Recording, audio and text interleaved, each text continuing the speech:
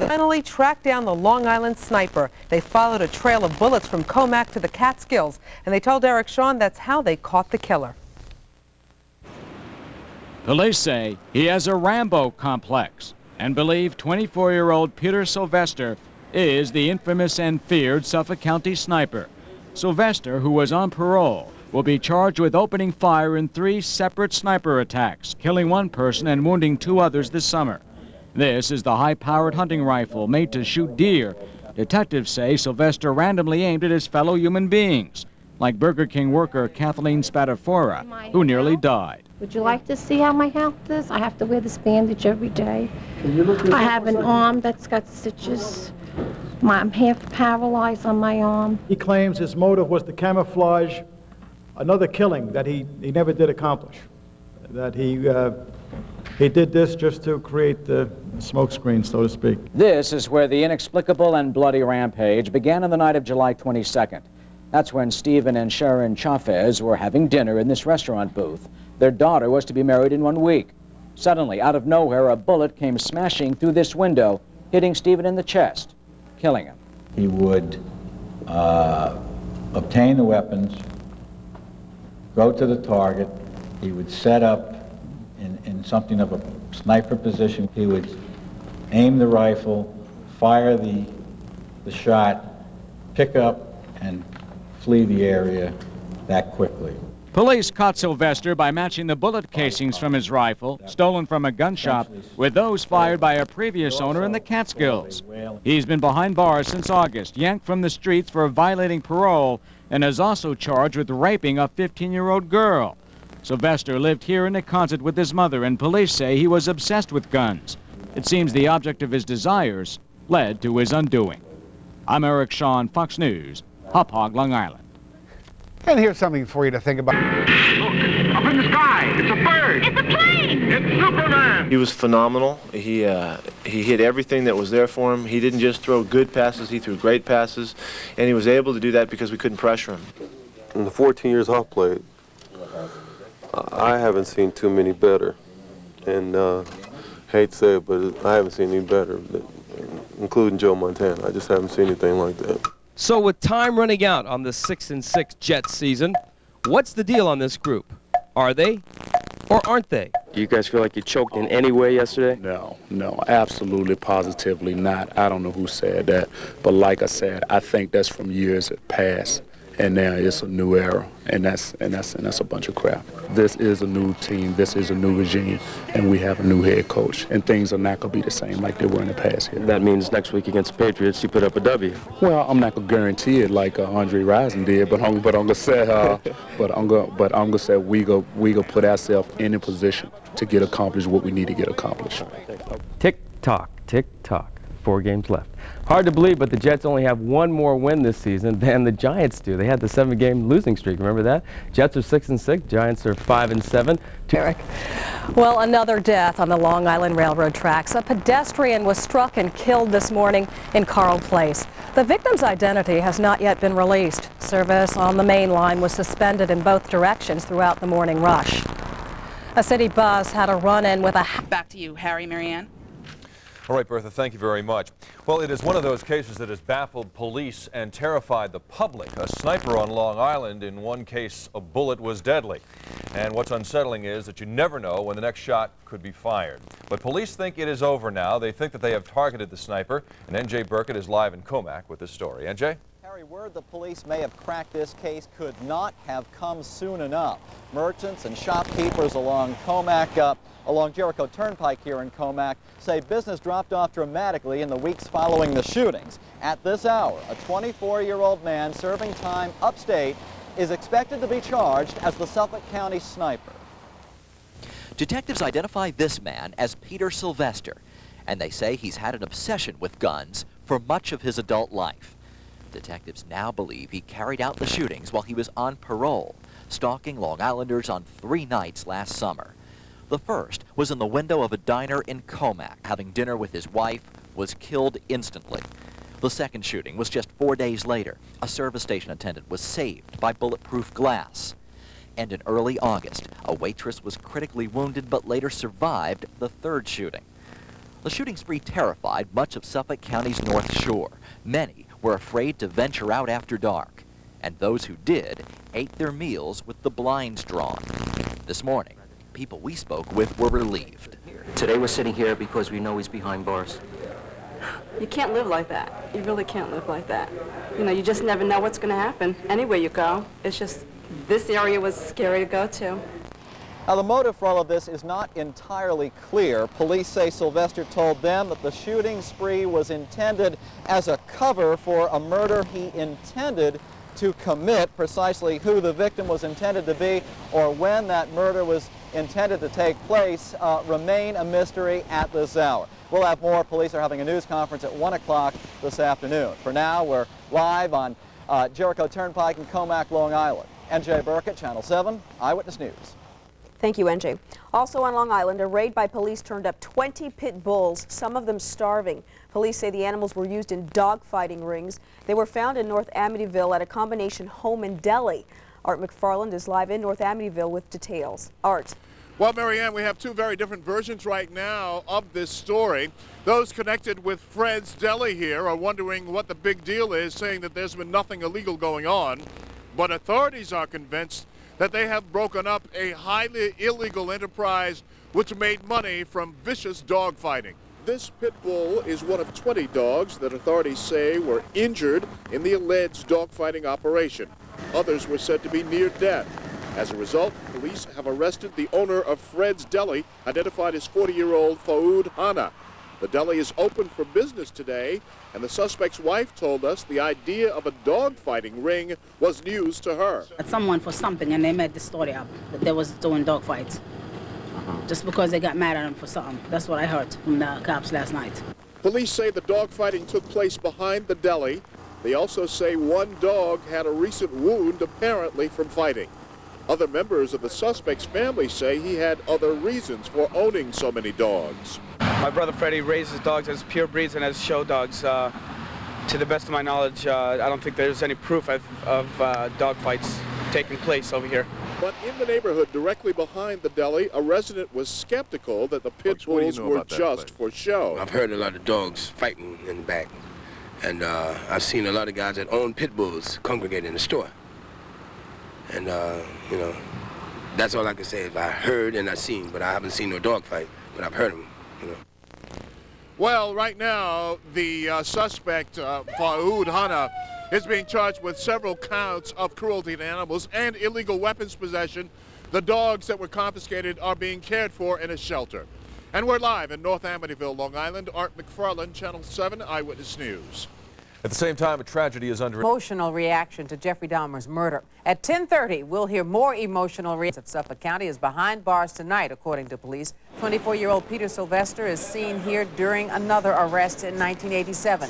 Cops say he killed one person and wounded two others this summer. They say Sylvester was then jailed in August on a parole violation. And that's when the sniper attack stopped. But it was not until now that ballistics tests linked him to the sniper attacks. A terrifying school bus accident. Suffolk County police say these wounded and starving pit bulls were forced to fight for money. Cops found 20 pit bulls when they raided a North Amityville home and adjoining delicatessen last night. We found the implements of dog fighting. We found the dog that's severely injured from a fight that was conducted here probably earlier this evening. The deli's owner, 40-year-old Faoud Hanna, has been charged with torturing animals and weapons possession because several guns were found at the scene. Also found an animal treadmill, often used to improve the strength and stamina of pit bulls trained to fight. Last night's discovery on Long Island is part of a problem that extends to New Jersey. Last month, the I-Team showed you a similar treadmill that was confiscated by police in Patterson. We also obtained... Jumped out of the window to escape a smoky fire in his apartment building. 22 other residents were hurt. And fire in an apartment in Hempstead on Long Island, a man and a baby. But it wasn't the fire that killed them. The man panicked. He jumped out of the window, landed on his head. The baby was killed when his mother panicked and threw him out of the window. Could have been even worse. Another woman was about to throw her kids out of the window, but luckily, a man was there to catch them. She was getting ready to toss the kids, and I knew if the kids hit the ground like that guy did, they wasn't going to make it. So she tossed in was 4 kids, and I was managed, only grace of God allowed me to catch all 4 of those kids. Even though the fire was out in a few minutes, more than 20 people were hurt trying to escape. Rescuers said if everybody had just stayed calm and close to the floor, no one would have been even hurt, much less killed. And a hero firefighter knew exactly. One man is dead, but you'll see how a neighbor stepped in to save 4 children. We'll have a live report. Also, how a real-life Grinch, a deadly fire. One man is dead this afternoon. A neighbor emerged to prevent further tragedy from this fire that happened inside the building in a trash compactor area. NJ Burkett picks up the story live in Hempstead. NJ? Harry, it was not the smoke that killed him. It was not the flames. It was sheer panic. This was, by all accounts, a minor fire. But a 29-year-old man is dead. His wife is hospitalized with 2 broken legs after they tried to get their children out of their 5th-floor apartment. The smoke cleared quickly. The fire was out in less than 15 minutes. But the cloud of smoke unleashed a wave of panic through the building. One man was so frightened, he jumped 4 stories to his death. Seconds later, neighbors say his wife jumped and survived after dropping her 4 young children into the arms of Paul Allen and Greg Harris. And she hit her leg. Did you see her legs break? Kept trying to tell them, don't jump. And they just panicked and jumped. All I kept saying was, God, please let me catch them. Please let me catch them. Because as I seen them was coming, it's just so many things was running through my head. Don't let them fall through my hands. Lord, let me catch them. It was just so many things that was just running through my head that it's just like only thing I could focus on was when they was dropping, just to hold my hands out and pray to God that they just fall right into my arms, and they did. The other injuries were all minor cases of smoke inhalation. Firefighters say tenants on the upper floors should never have left their apartments. If they stay in the apartment, eventually we'll get to them. It's just a matter of, this was a fairly minor fire. It was just a lot of smoke, and it got into the hallway. These people panicked, and that was the biggest problem. Best thing is on a case like this is stay in the apartment and put something by the door and just wait till we get there. Jumping out a 4th or 5th story window is not the proper thing to do. In the end, it was a garbage fire that started in a 5th-floor trash room at the Jackson Terrace Apartments here in Hempstead. The 4 children have been hospitalized as well, but their conditions cannot be verified at this hour. Live this afternoon in Hempstead, Long Island. NJ Burkett, Channel 7, Eyewitness News. Thank you. His life fell to his death. It happened in Hempstead, a fire at an apartment building. He was the father of 5 children. Witnesses say his foot got caught as he jumped out of a window to escape the flames. He landed on his head. 22 other people were injured. Firefighters say everyone would have gotten out safely if they had stayed put. In the Island, it was only a small fire, but it extracted a very high price. 2 people jumped to their deaths and 22 people were injured when a small incinerator fire caused a panic. Fire officials say the blaze was actually put out very fast, but the heavy smoke caused the tragedy. One unidentified 26-year-old man became so frightened that he threw a mattress out the window and then jumped. He and the baby missed the mattress. Both were killed. Police say this man visiting someone at the building, helped catch 1 woman and 4 kids as they jumped out windows. The City Council has voted to override a house killing 5 children. Good evening, everyone. I'm Mario Bosquez. They say the flames moved so fast the children could not get out on time. Christopher Jones joins us live now from that scene of that terrible fire in Hempstead, Long Island. Chris, do they have any idea what caused this tragic fire? No, they don't. And Mario, this is one of those stories you hope as a reporter you never have to report, but wishing will not make it so.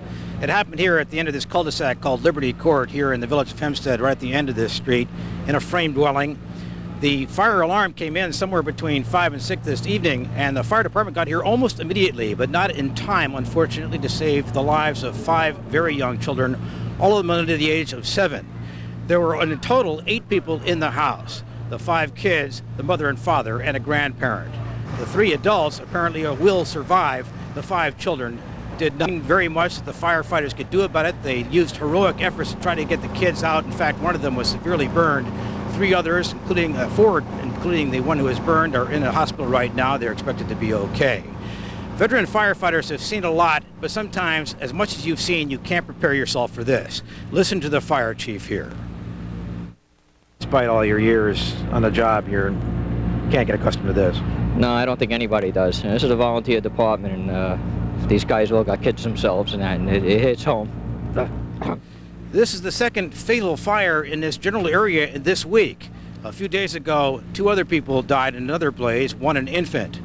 However, nobody suspects there's foul play involved in this. What they do know is 5 little children are dead, making it the worst fire in the village of Hempstead's history. I'm Christopher. All of us at Channel 9. Tonight, 5 little children are dead, victims of a devastating house fire.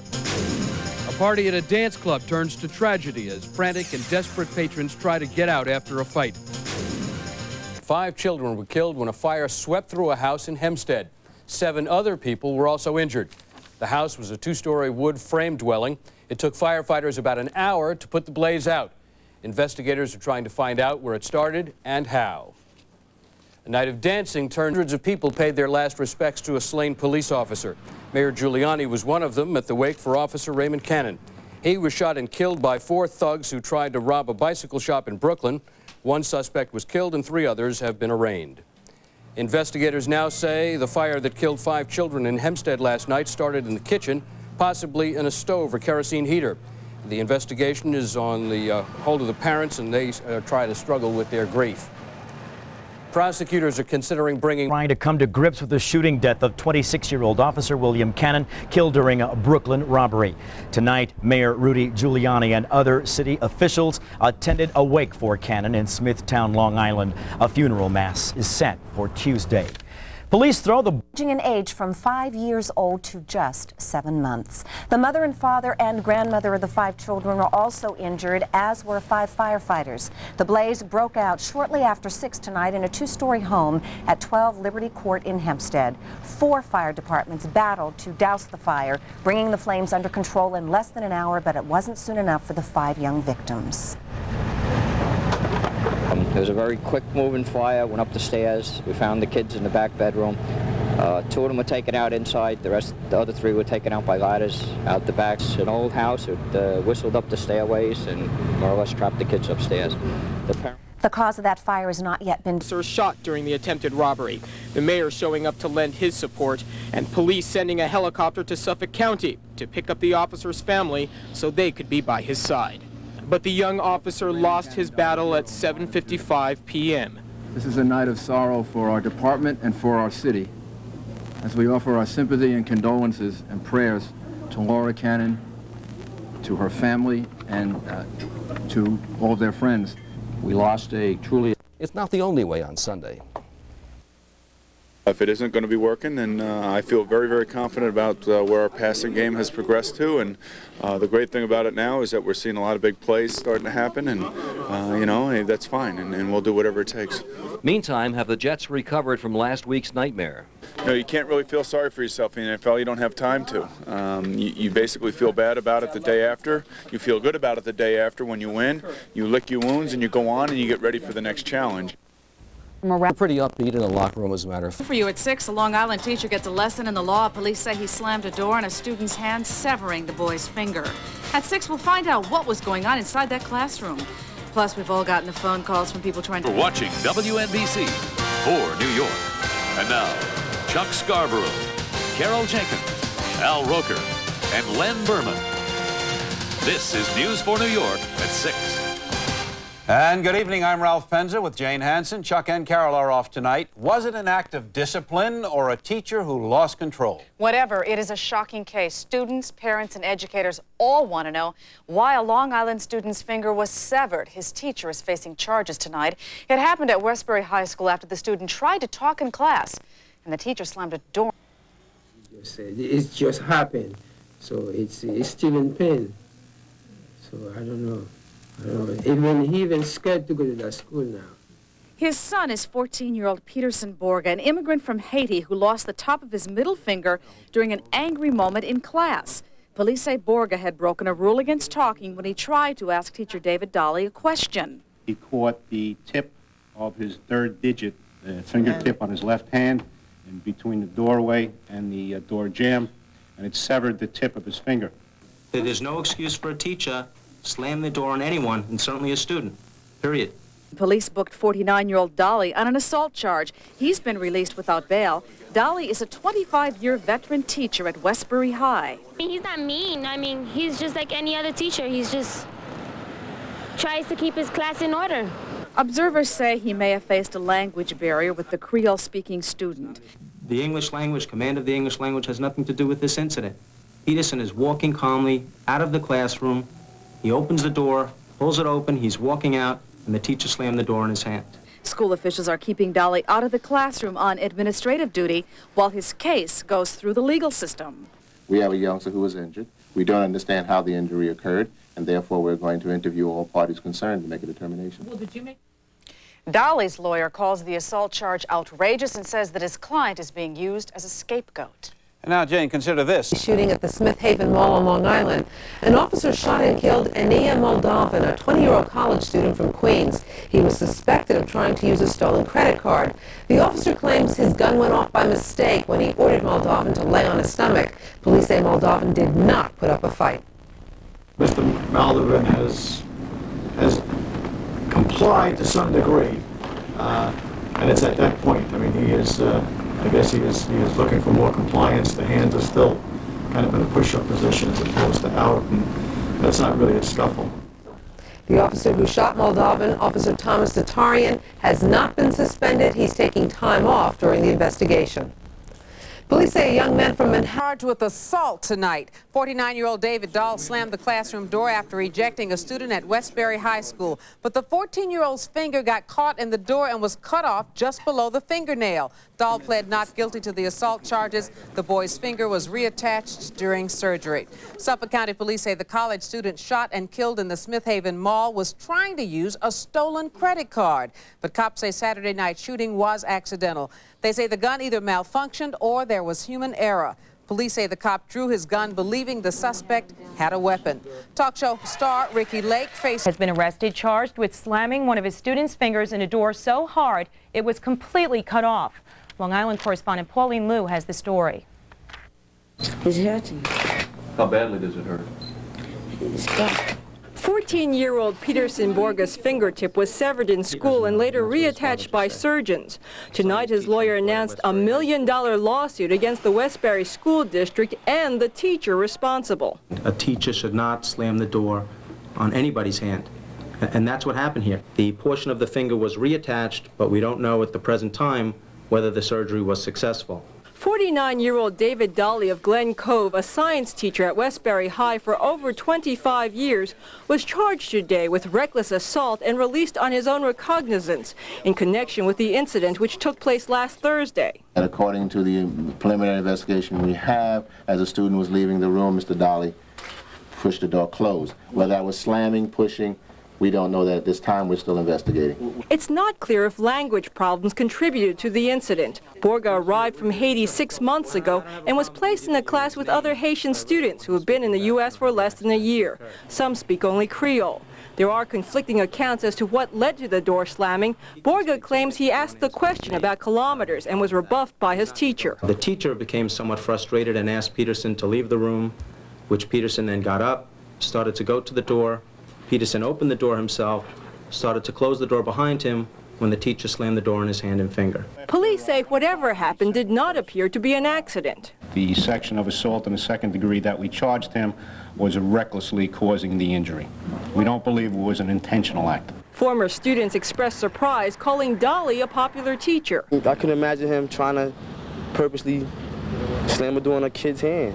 But the boy he injured may not be returning to school anytime soon. Told me he's scared to go back to that school. As of today, David Dolly was taken out of the classroom and placed on administrative duty, pending the outcome of 2 investigations, one by the school district, the other by police. On Long Island, Pauline Liu for the Channel 11 News at 10. A teenage role. Unbelievable. They deserve to lose. That's why they lost. They're never ready for the other team's first drive. Here's an example. 2nd and 10. Loggeman is the right end. The tight end is on him. He doesn't give him any battle at all, so that corner is turned. Mo Lewis, usually reliable, will be blocked out here, and they got a first down on a 2nd and long, just running the ball. Meanwhile, the Jets running pathetic. Thornton, the tight end here, is supposed to take out Slade. This is a very pathetic block. No running game. What about it, Coach? The running game is really, it's nowhere right now, and we intended to run it. When we did, we weren't successful enough. We couldn't get the ball in the perimeter like we had tried and hoped to. And that was really what stymied us. You know, we thought we could get the ball outside on them some and couldn't get it done. Even on the pass blocking, this is Dwayne White when they were threatening to score. Too much penetration by his man who deflects the pass by Esiason. I mean, they looked terrible yesterday. They got Detroit coming up in Barry. Sound effects by me. More or less. All right, here's the way I feel when it comes to that other team, the Jets. I feel like I bought this used car from a dealer named Pete Carroll at the beginning of the season. Yesterday in New England, I came to my senses and realized that my Jetmobile was a lemon. As for the car dealer, well, he's still selling cars. I wonder now if anybody is listening. There's 25 teams still going, and it's so close and so fickle right now that, shoot, we got to think we're in. So whatever's, you know, I have to overcome with the players what they're reading. You know, they got to know the reality. The reality is we're not done, and so that's one of the major approaches that we have to continue with and hold that yeah, there's plenty of hope. There's plenty of chances. We got to go win. All right, a couple of updates on scores. The Nets lead the Bulls by 4 with 4 seconds left, and Monday Night Football Chargers. Train stopped.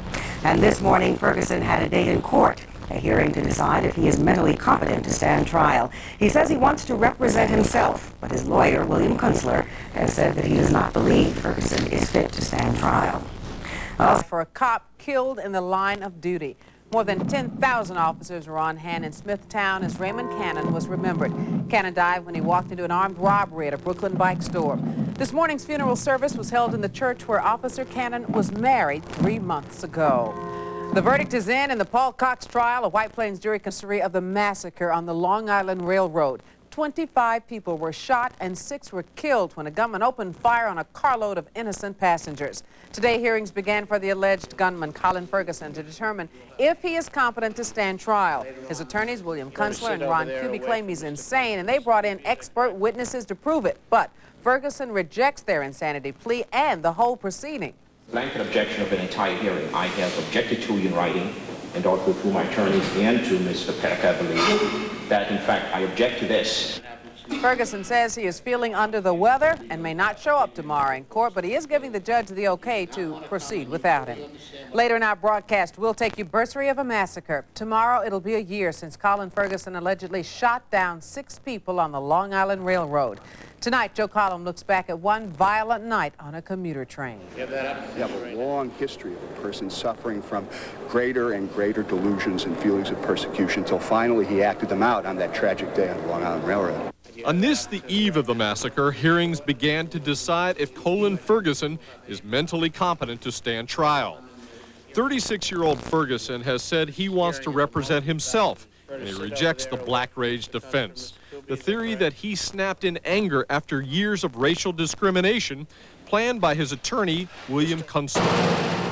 1 year after the shooting, families and victims will join together to remember the 19 wounded and the 6 who died in the massacre on the 533.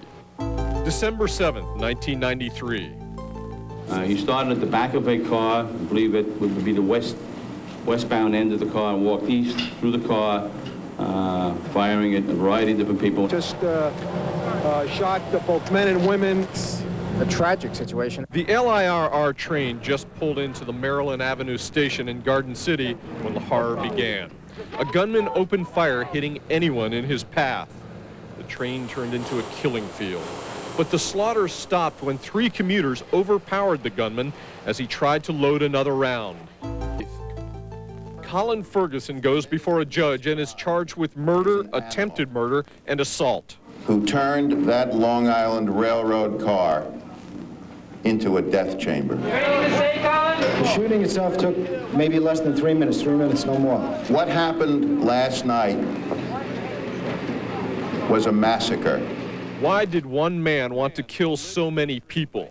Police say it was to send a message of hate.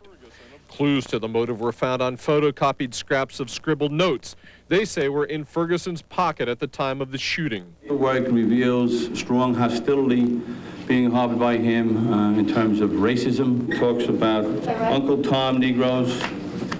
He talks about rich black attorneys.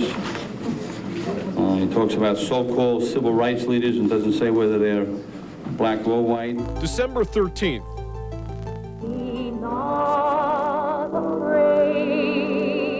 Carolyn McCarthy's husband is laid to rest. A shooting victim who died in his son Kevin's lap. Kevin was critically wounded. His leg is still paralyzed from the waist down. Because anybody thrown in this situation would, strive to be better and better. March 13th. Unfortunately, it took an incident like this for me to have a better appreciation of the people around me and the human spirit that they display. 3 men who stopped the bloodshed by jumping Colin Ferguson are honored by Governor Cuomo. March 22nd. Ferguson is attacked in jail. People came immediately from the left and landed punches to my... With that bloodbath wants extra security in recognition of the anniversary. He still hasn't been put on trial, though, because lawyers continue to argue about whether or not Ferguson is insane. Today, that legal fight continued in a Nassau County courtroom. Long Island correspondent Pauline Liu has that. Indicated they wish to... This court hearing to find out if accused Long Island Railroad gunman Colin Ferguson is competent to stand trial was off to a bizarre start, with 36-year-old Ferguson refusing to sit with his own defense lawyers. He claimed they were plotting to murder him. The anniversary of the massacre is only a day away, and the legal system is still trying to decide whether Ferguson is insane. This defense witness, a New York psychiatrist, certainly thinks so. He testified that Ferguson is delusional. The belief that most of the people who he comes in contact with are working against him in an effort to destroy him. Dr. Richard Dudley says Ferguson was suffering from the disorder when he allegedly opened fire on board the crowded 533 train last year, killing 6 commuters and wounding 19 others. Despite his lawyer's objections, Ferguson insists he is sane. He's rejected his lawyer's black rage insanity defense, and he's now seeking to fire his lawyers and defend himself.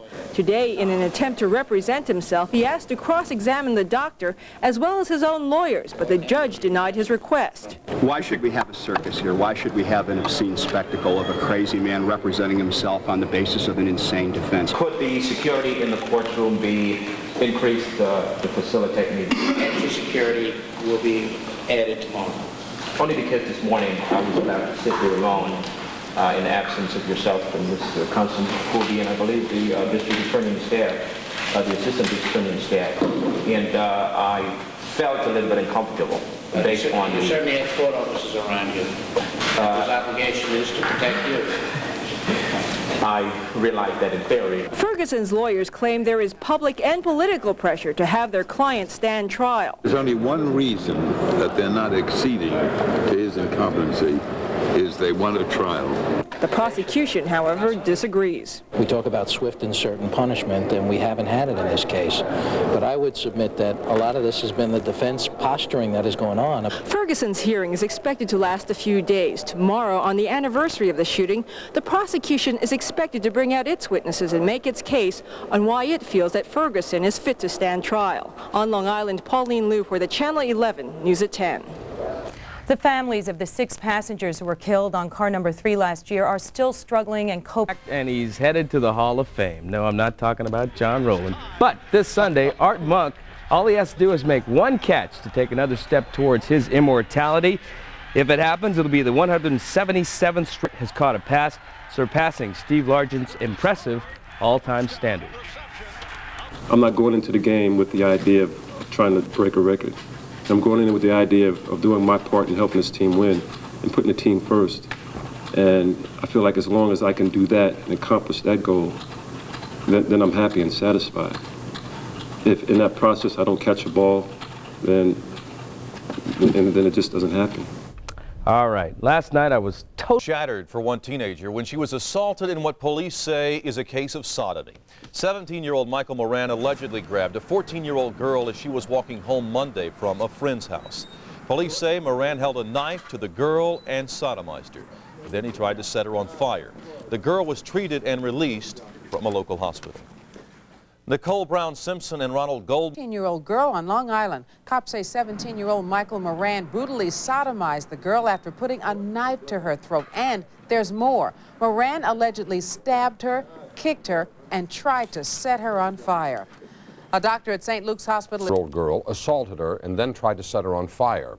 Suffolk police say Michael Moran grabbed the girl Monday in center reach. He allegedly held a knife to her throat, threatened to kill her if she wasn't quiet.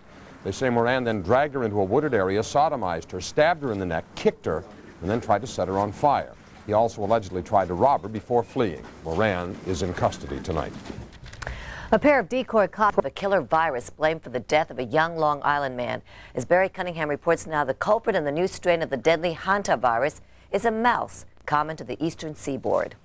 Medical detectives began their search for the mystery disease on Shelter Island in Suffolk County, trapping dozens of mice and rats suspected of carrying the deadly hantavirus. The mystery surrounded the death last winter of 22-year-old student David Rosenberg, who succumbed to the fever, choking, and sudden shortness of breath that quickly killed 60% of those infected. These viruses probably exist in every state. Doctors at the State University at Stony Brook compared hantavirus genes from the victim's lungs with genes from mice trapped on Shelter Island, also near the family home in Roslyn, Long Island, near the boys' college in Rhode Island, and at a family-owned warehouse in Brooklyn where the victim had swept up mouse droppings. The mystery was solved when researchers isolated the disease in the white-footed mouse found on Shelter Island, where the Rosenberg family has a vacation home. Scientists named the new strain Shelter Island 1. It is important to know that the risk of infection by these viruses is extremely low, and allaying public fears about this infection is our primary mission for having today's conference. People who have occupationally handled white-footed mice on Shelter Island for years have not been infected by these hantaviruses. Until today's announcement, hantavirus was thought to be prevalent only on Indian reservations in the Southwest. The hantavirus is passed to human beings when they breathe in dust contaminated with the urine and feces of white-footed mice, woodland rodents who can get into your house in winter. It really should raise people's concern when they do come across, mouse droppings or whatever in their house, that they dispose of it appropriately, that they use the appropriate disinfectant, that they don't, develop a dust or a mist with it. Now that the hantavirus has been isolated, the next challenge for health authorities is to control panic, reminding everyone that the disease is not widespread, even among mice. It is transmitted literally from mouse to mouse. It is extremely rare among human beings, so far infecting only 95 Americans, although nearly half of them have died. Barry Cunningham, Channel 11, News at 10. Much more for parole in 8 years. Two Suffolk County doctors have been arrested on drug charges. They are accused of selling and distributing prescription drugs. Police say undercover agents posing as patients were sold drugs on 7 different occasions, even though they had no pain or illness. Nassau County cops may have caught the rape suspects at the Rose. Samaritan saves the life of a man pinned unconscious in a burning car. Charred remains are all that's left tonight of 17-year-old Frank Donnelly's car. Police say Donnelly was driving in Hauppauge last night when he was hit head-on by another car. Donnelly was pinned behind the wheel and unconscious, his car in flames, but 4 Good Samaritans and a Suffolk County police officer rushed to the scene and pulled Donnelly from the flames. My son pulled me away and said, "Dad, it's getting hot. Dad, we can't do anything." I said, "No, Bob, we've got to try." I don't know how we did it. To be very honest with you, I don't know how we did it, but we saved his life. He was this close to death. Tonight, Donnelly is listed in critical but stable condition with burns to his lower body. Tonight, officials say Islanders from coming to the rescue. They pitched in together to help a man pinned inside a man they thought was a total stranger. Eddie Aruza is live right now in Stony Brook with the story. Eddie? Sarah, 17-year-old Frank Donnelly of Hauppauge is in critical but stable condition here at University Hospital. He has head injuries and severe burns to his lower abdomen and thighs. But the important thing is that he's alive. And for that, he owes some very brave neighbors. Paul Wattrell and his son Robert say they acted out of instinct, but their incredible heroism was a lifesaver. According to police reports, high school senior Frank Donnelly was heading northbound on Hoffman Lane last night when he swerved into oncoming traffic. The Wattrells heard the impact from their home nearby and rushed to the scene, finding what turned out to be a family friend pinned to the steering wheel and the vehicle engulfed in flames. The dashboard was against the seat. And when I first went in there, I pulled so hard to try and get him out that I tore his belt right off him. The young victim's car, according to his rescuers, began exploding shortly after they were able to pull him from the wreckage. At the accident site today, the melted pavement showed how intense the heat was. The rescuers themselves were burned on their hands and suffered from smoke inhalation. We had to keep coming out, though, because we couldn't breathe. There had so much smoke, and We had 2 little fire extinguishers that didn't do anything. Friends say that Donnelly was set to join the Marine Corps after his graduation next year. For now, his rescuers only wish him a speedy recovery. Whether it was Bob's friend or not, it didn't matter. We just felt as though we had to help. A physician here at the hospital said that Frank will be okay, which is good news. Now, the driver of the other vehicle only sustained minor injuries. What's also good to know is that there are still folks out there who are willing to risk their lives in order to save that of another's. We're live in Stony Brook. Eddie Aruza, Channel 7 Eyewitness News. Isn't that? Police say the 4 Good Samaritans helped in rescuing a man pinned behind the wheel of his burning car in Hauppauge last night. That driver is now listed in stable condition tonight. Still ahead, listen up. Last night, police say 17-year-old Frank Donnelly was driving when another car swerved over to his lane, hitting him head-on. The car caught fire and Donnelly was pinned behind the steering wheel. Officer David Young and 4 civilians managed to free him. His body was hanging out of the car, and I tried to get him out. I pulled so hard. By then, the flames were already starting to... I don't know how we did it. To be very honest with you, I don't know how we did it, but we saved his life. He was this close to death. Donnelly is in critical but stable condition at University Hospital in Stony Brook tonight. The driver of the other car, 21-year-old Matthew Kiloditis of Smithtown, is in stable condition. Rescue a 17-year-old from his burning car. Another car hit the teenager head-on last night. The car then burst into flames. It happened in Hauppauge. Police, along with several area residents, pulled the pinned teenager out of the vehicle. The young man is in critical condition with burns to his lower body. Tonight for the murder of his wife. John Grega was taken into custody by Suffolk County Police at the request of Vermont Police. Police say Grega asphyxiated his wife Christine 3 months ago while vacationing in Vermont with their 2-year-old son. A Long Island family is still shaken after their home is invaded by 4 gunmen. It happened last night in Garden City. The armed men forced their way into the house and tied up the couple and their 2 adult children. They pistol whipped the son before helping themselves to jewelry and more than $6,000. Another prosecutor held today on Long Island for one of the victims of American Eagle Flight 3379. The 26-year-old newlywed bride was on the plane with her husband when it crashed in North Carolina. He escaped with only minor injuries. Relatives of the victim reportedly drove up from North Carolina rather than fly. A $7 million settlement. His wife while on vacation in Vermont a few months ago. John Grega told police back then that he discovered his wife passed out in a bathroom. The autopsy showed Christine Grega had been strangled and bludgeoned. John Grega told detectives they'd had rough sex. Turns out he had $350,000 worth of life insurance on his wife. Tony.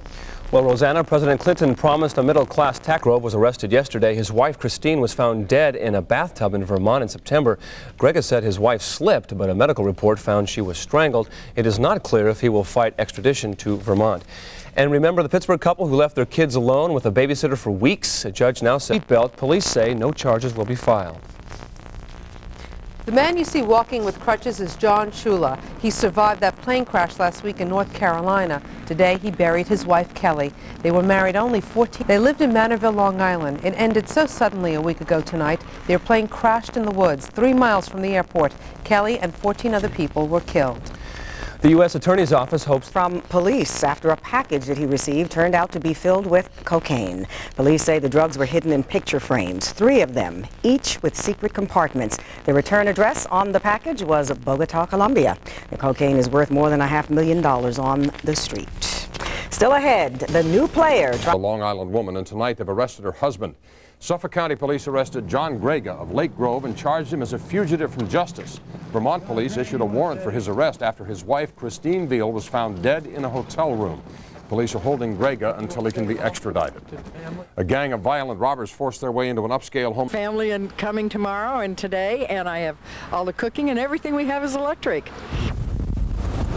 Out in East Hampton, fierce winds stirred up the surf and heavy rain left rivers in the middle of streets. At one point, 14,000 customers on Long Island were without power. In Boston, they'll caused flooding and left thousands without power. 7,000 customers are still out, and there are fears of beach erosion along the southern shoreline. New Jersey wasn't hit that hard. Downed electric lines and minor power failures were the worst problems to hit the Garden State. But there may be gale force winds and some minor flooding coming. But Mother Nature wasn't playing games. A storm slammed Connecticut and Long Island, waves high enough to make the surfer happy, but no picnic for drivers. Flooded streets put East Hampton in a state of emergency. Oh, what a hard day.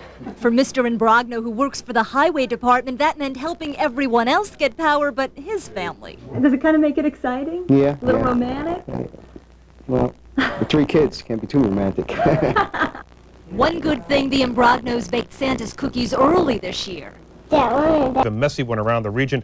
On Long Island, water pumps, not snow shovels, did most to help to clean up the winter storm. East Hampton was under a state of emergency early this morning as 50-mile-an-hour winds pelted the island and rain caused flooding in low-lying areas. Power was also knocked out to thousands of customers in eastern Suffolk County. But tonight, the state of emergency has been lifted and the worst of the storm is over. And in Connecticut, about 80,000 people are still without power. Of setting fire to the home where his girlfriend and children live because he could not see his kids for Christmas. Authorities say his intended victims escaped harm, but the father did not escape police. He's in police custody tonight, and they say this is not the first time he tried to burn his way into his children's lives. Long Island correspondent Pauline Liu has this report. Haywood Bruce, a 29-year-old carpenter from Rockville Center, allegedly tried twice to set fire to the apartment that his girlfriend and his 2 children are living in.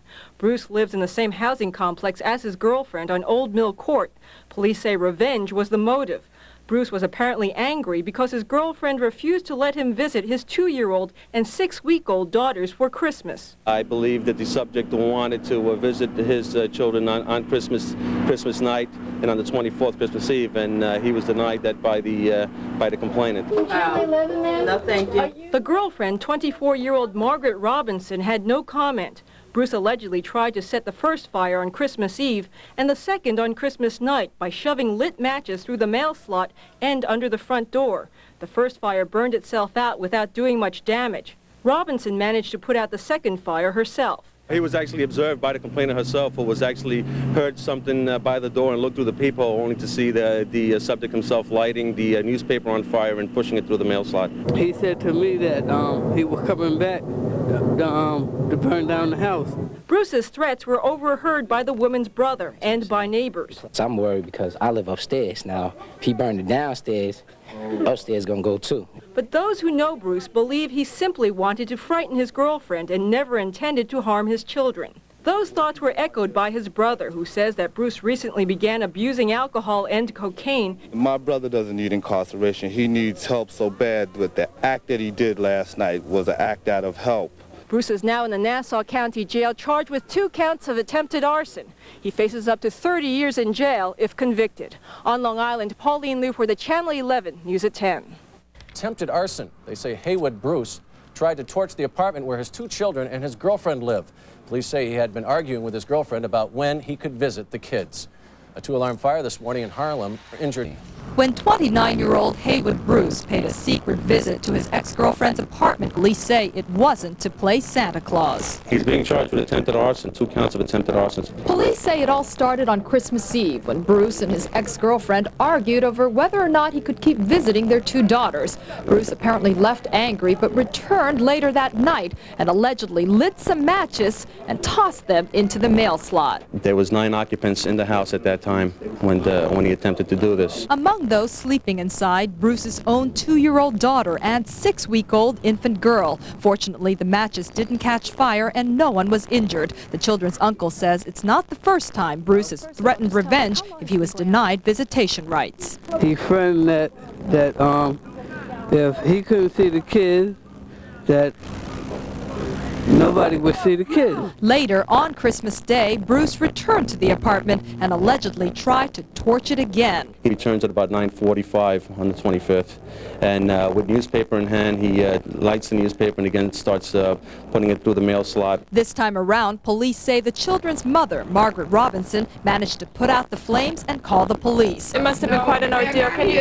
Can you just tell us what happened? No one in the apartment would talk to us, but residents in the complex say they are outraged over the 2 close calls on Christmas Day. I don't care what kind of state of mind you is in. Nobody has the right to set somebody else's house on fire. Ironically, over at Bruce's apartment in the same complex, a no smoking sign decorates the front door. In Rockville Center, Long Island, Kyung Yoon, Fox News.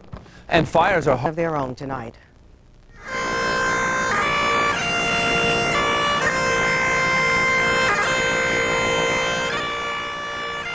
Officer Timothy Torres was buried today on Long Island after services at St. Anthony's in East Northport.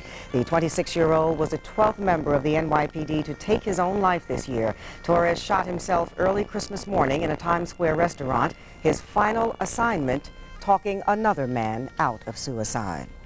And some cops who've been canvassing a Bronx. Police say 26-year-old Stephen Redis sexually abused 2 young boys. One of them, a 6-year-old, was a family friend. Redis is accused of abusing him in a park in Glen Cove. He then met another boy who happened to be in the same playground. The 8-year-old was playing in the park at the time, and the defendant started to play with this 8-year-old, and that's when the sexual abuse took place. Redis works at a golf course in Comac. He has been charged with sodomy and sexual abuse. Tony? That's what police say happened to 2 young boys at a place they loved where nobody and no parent expected it to happen. A Park News 4's Long Island reporter Carolyn Gussoff knows about and has this story. It's a child's paradise, a wooden and tire playground that for kids is like a fearless jungle. But police say a Long Island man used the giant maze to do the unthinkable. While out of sight of the grown-ups, he allegedly sodomized one little boy and sexually abused another. Detective Sergeant Michael Roper says the victims were just 6 and 8 years old. The 8-year-old was playing in the park at the time, and the defendant started to play with this 8-year-old, and that's when the sexual abuse took place. The suspect is 26-year-old Stephen Redis, arrested at the upscale Hamlet Country Club in Comac, where police say he works. He was identified, according to investigators, after the 8-year-old told his parents what happened to him at the playground. The family of the 6-year-old knew Redis. They had trusted him to take their child to the park. Although it was 12 noon on a Sunday, no one could see what was happening. You could be 5 feet from this location and never know it was taking place. It's that obscure. The Landing Road School Park stands right next to an elementary school. It's always been the pride of this Glen Cove neighborhood. This is like a really nice park. The community got together and built this for the kids, and I can't believe this happened. A lot of people don't want to supervise their kids because they're enjoying the field while they're enjoying the playground, and if nobody's watching them, eventually something's going to happen and somebody's going to prey on that. Police are now faced with the question, has this happened before? They're hoping if there are any other victims, they'll now speak up. Carolyn Gussoff, News 4, Long Island. And the suspect, Stefan Redis, has been charged with sodomy and sexual abuse. He is being held without bail. The cops say the victims were children. Police have arrested 26-year-old Stephen Redis of Huntington. He is accused of sodomizing 2 boys ages 6 and 8 in a park in Glen Cove earlier this month. A final farewell today for a New York City cop who committed suicide. Hundreds turned out in East Northport to mourn Timothy Torres. He shot himself in the head in a Times Square bar on Christmas morning. 3 Bronx teenagers have been charged with graffiti vandalism. For Timothy Torres, the 12th New York City cop to die by his own hand in 1994. More than 1,000 police officers lining the streets outside of Northport Long Island Church, where funeral services were held for the 26-year-old officer. Torres, the son of a police detective, shot himself in the head as 2 fellow officers watched in horror on Christmas Day. Torres had been upset after helping a civilian who was depressed several hours earlier. Desmond Robinson, the undercover Carbon monoxide poisoning interrupted a holiday gathering on Long Island and sent 9 people to the hospital early this morning. A family of 4 plus a grandmother and another family of 4 visiting them for the holidays were asleep in the house. And tonight, more evidence that a dog is man's best friend. The family pooch awakened everyone in time. Rescuers rushed them all to hospitals. There was a high level of carbon monoxide inside the building. The blood gas test has confirmed that they had high levels of carbon monoxide. Sometimes, generally, what happens in occupancies is that they don't have enough fresh air coming in, so the unit basically starves and gives off bad gases. And Lilco is investigating the cause of the incident, and tonight all of the victims are reported to be in stable condition. Well, the political family's dog is their hero tonight. When his barking woke everyone up, they realized they were being overcome by carbon monoxide, so they called 911. It happened in Franklin Square early this morning. 9 people got out of the house but are being treated for carbon monoxide poisoning. They're all in stable condition. The house is gas heated, so investigators are now trying to figure out what went wrong.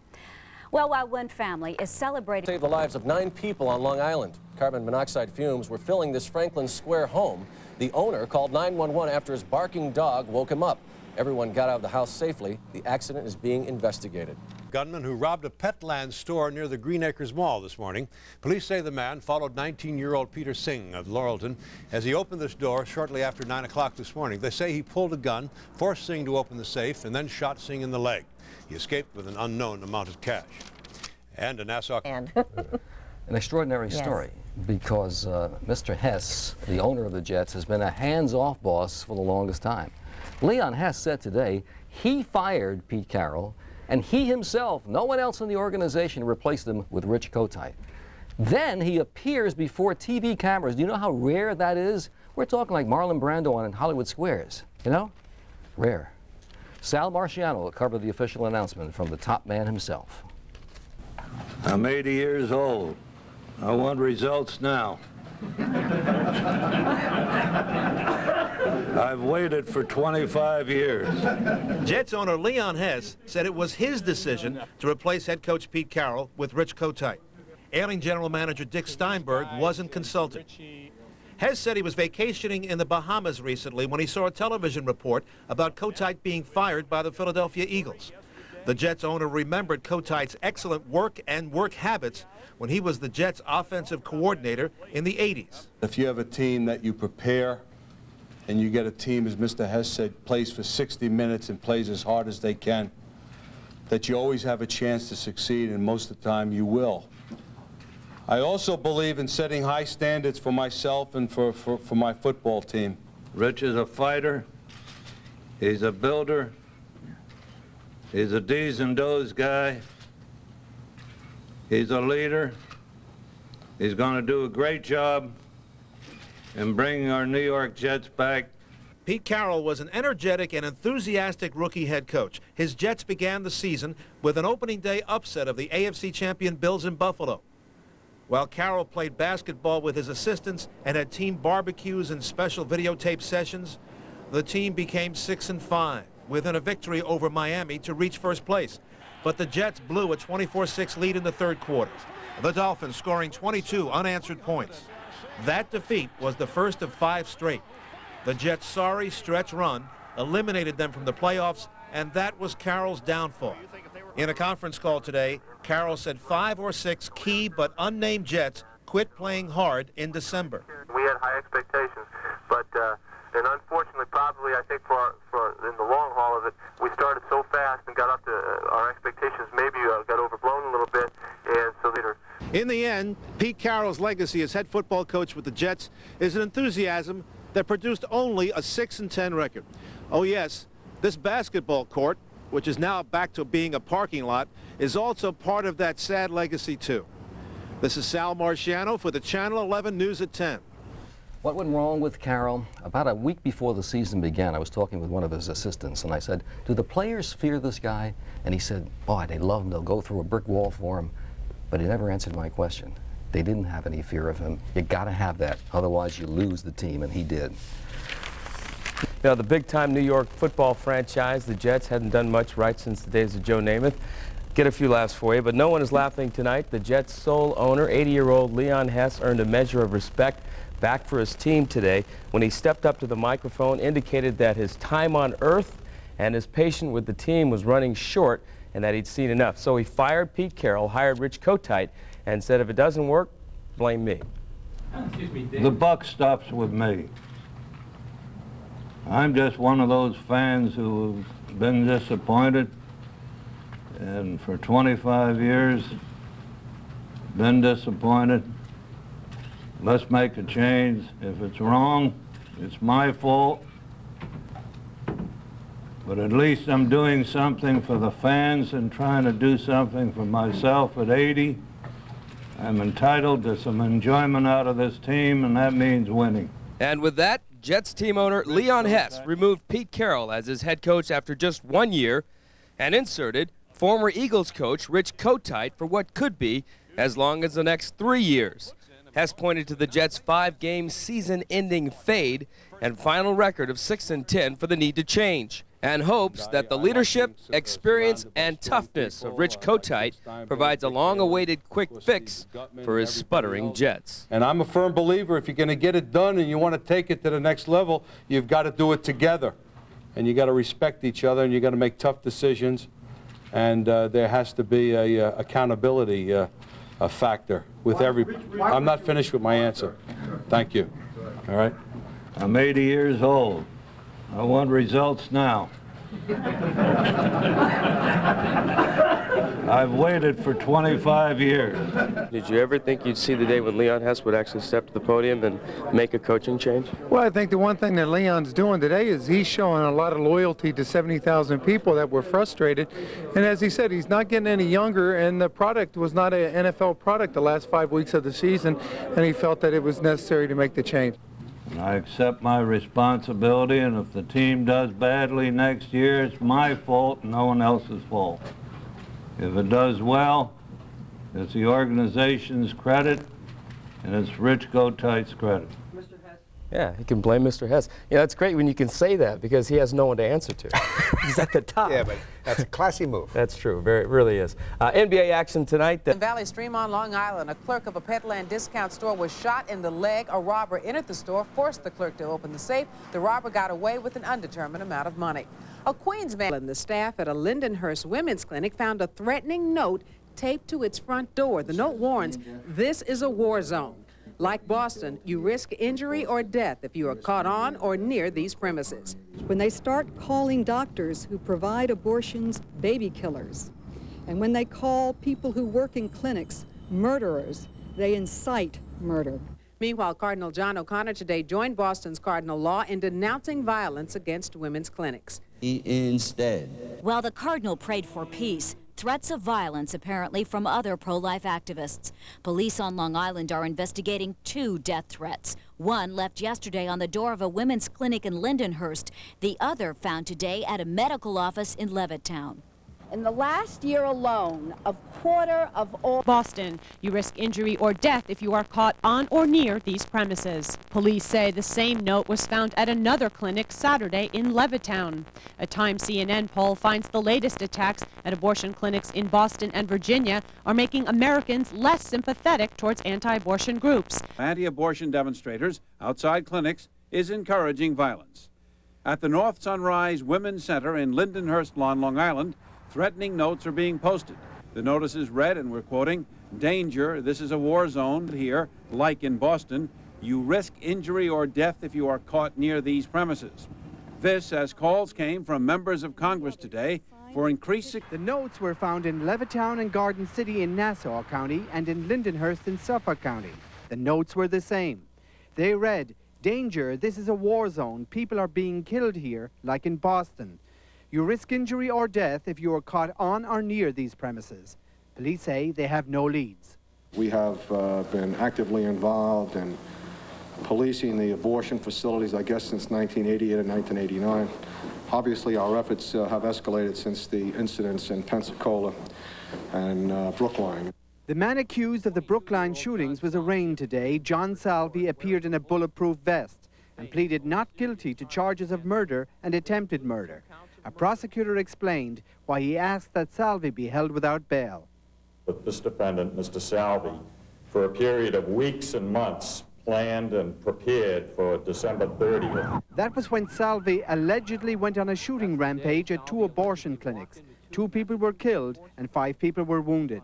Chris O'Donoghue, Channel 9 News. Tonight, police say they have 38 people under arrest on drug charges, including a man they say is a key narcotics distributor. Police say Robert Davidson is a longtime dealer in cocaine, doing as much as $32,000 a week in selling drugs. 37 men and women were arrested and charged with conducting business with Davidson. Long Island and the rest of the area got off to a messy start of abuse. He said he was a talent agent, but police say it was all a lie, allegedly using the mail system to get girls to pose for sexually revealing photographs. Talent agent? Not quite. In fact, police say the only talent this guy had was for fraud. NJ Burkett is live with details. NJ? Greg, investigators here say he gave them the cameras, the film, even the lingerie.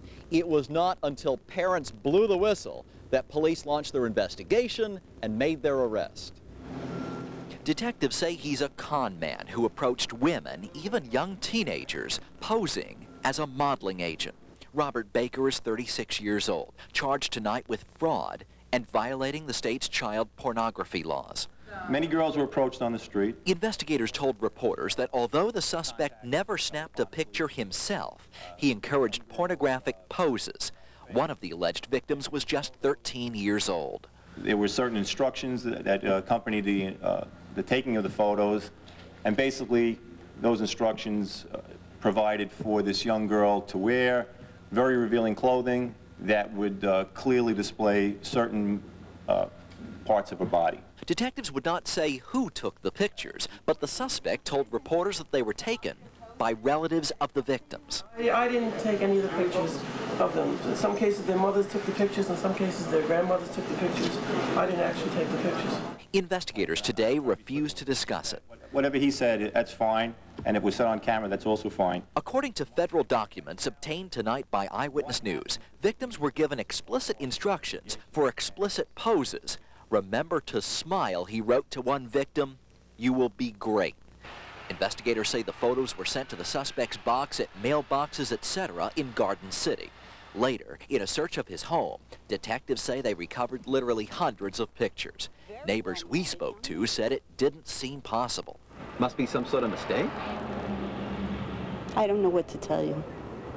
I wish it is, with all my heart.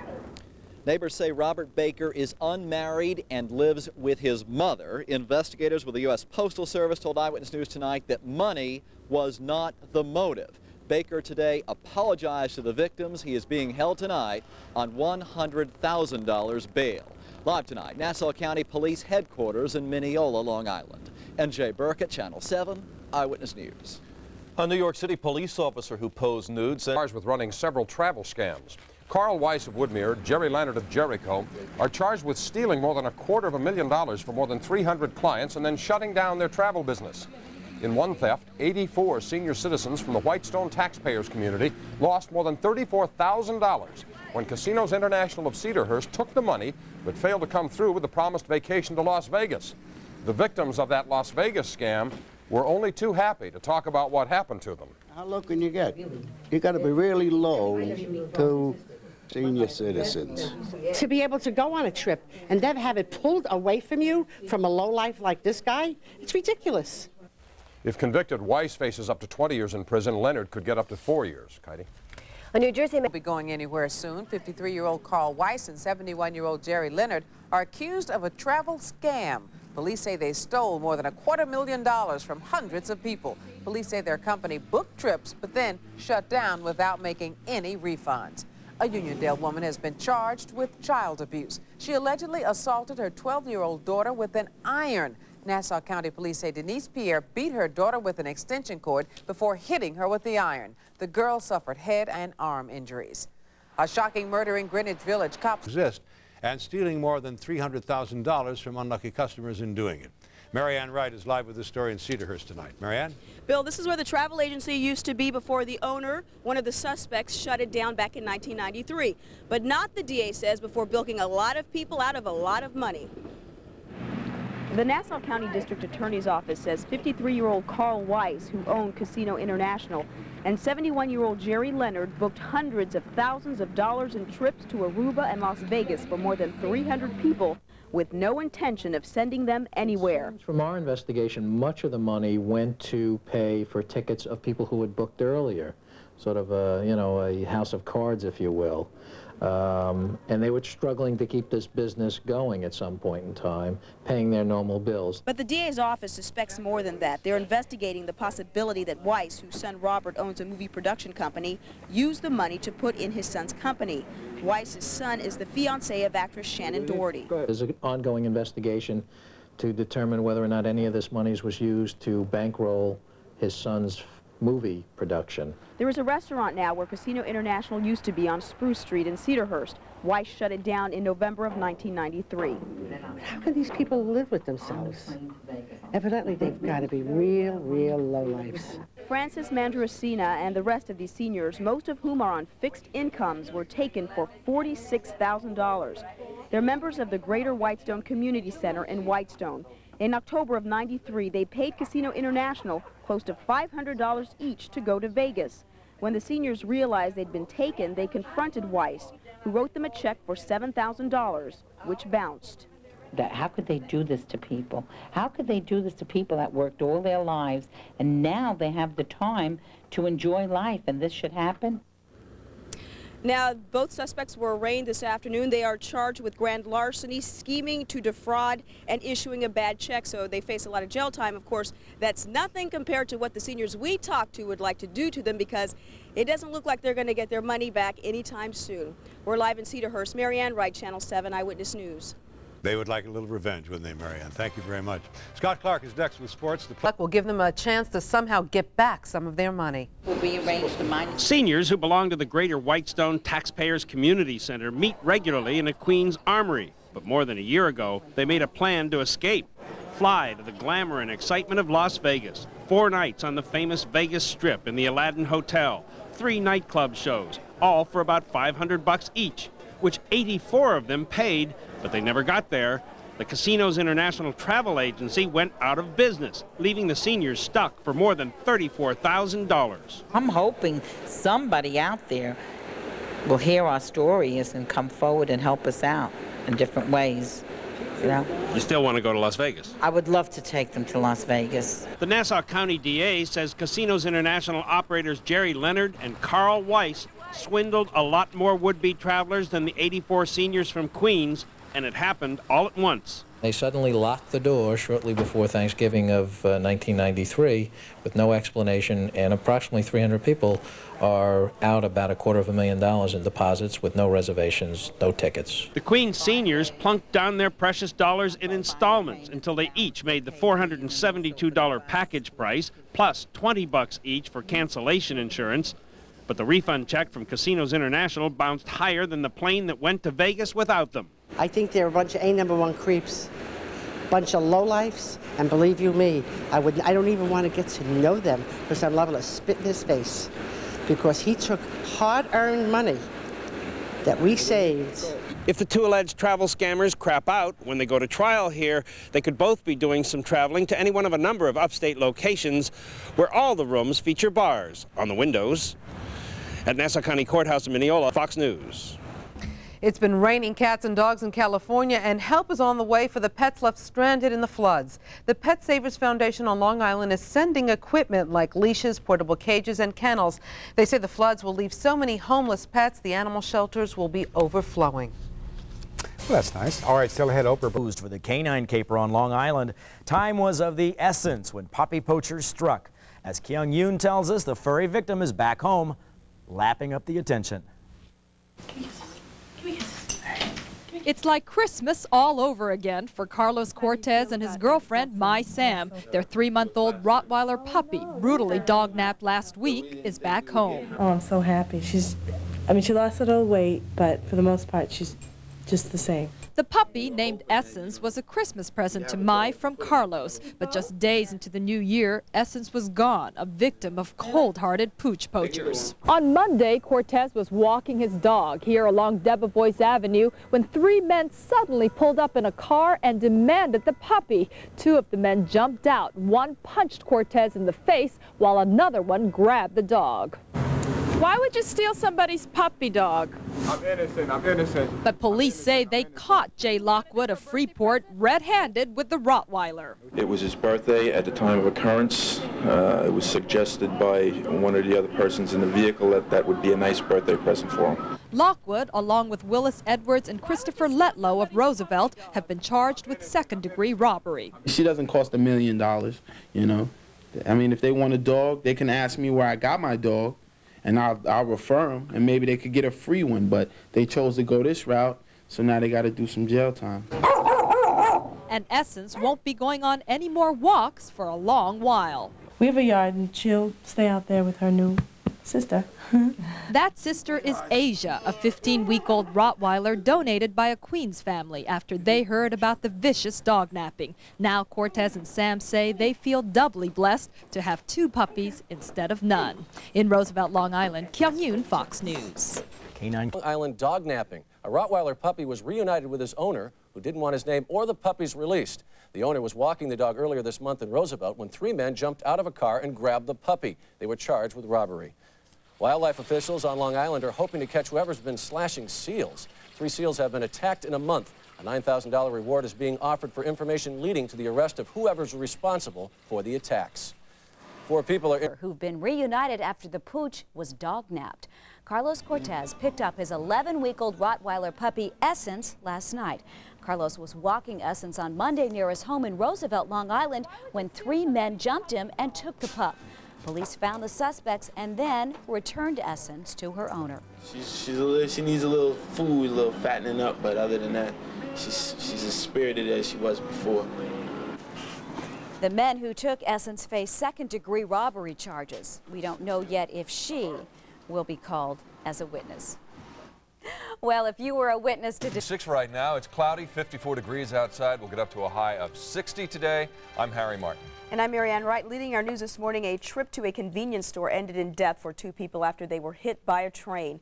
It happened near the LIRR Main Street station in Farmingdale.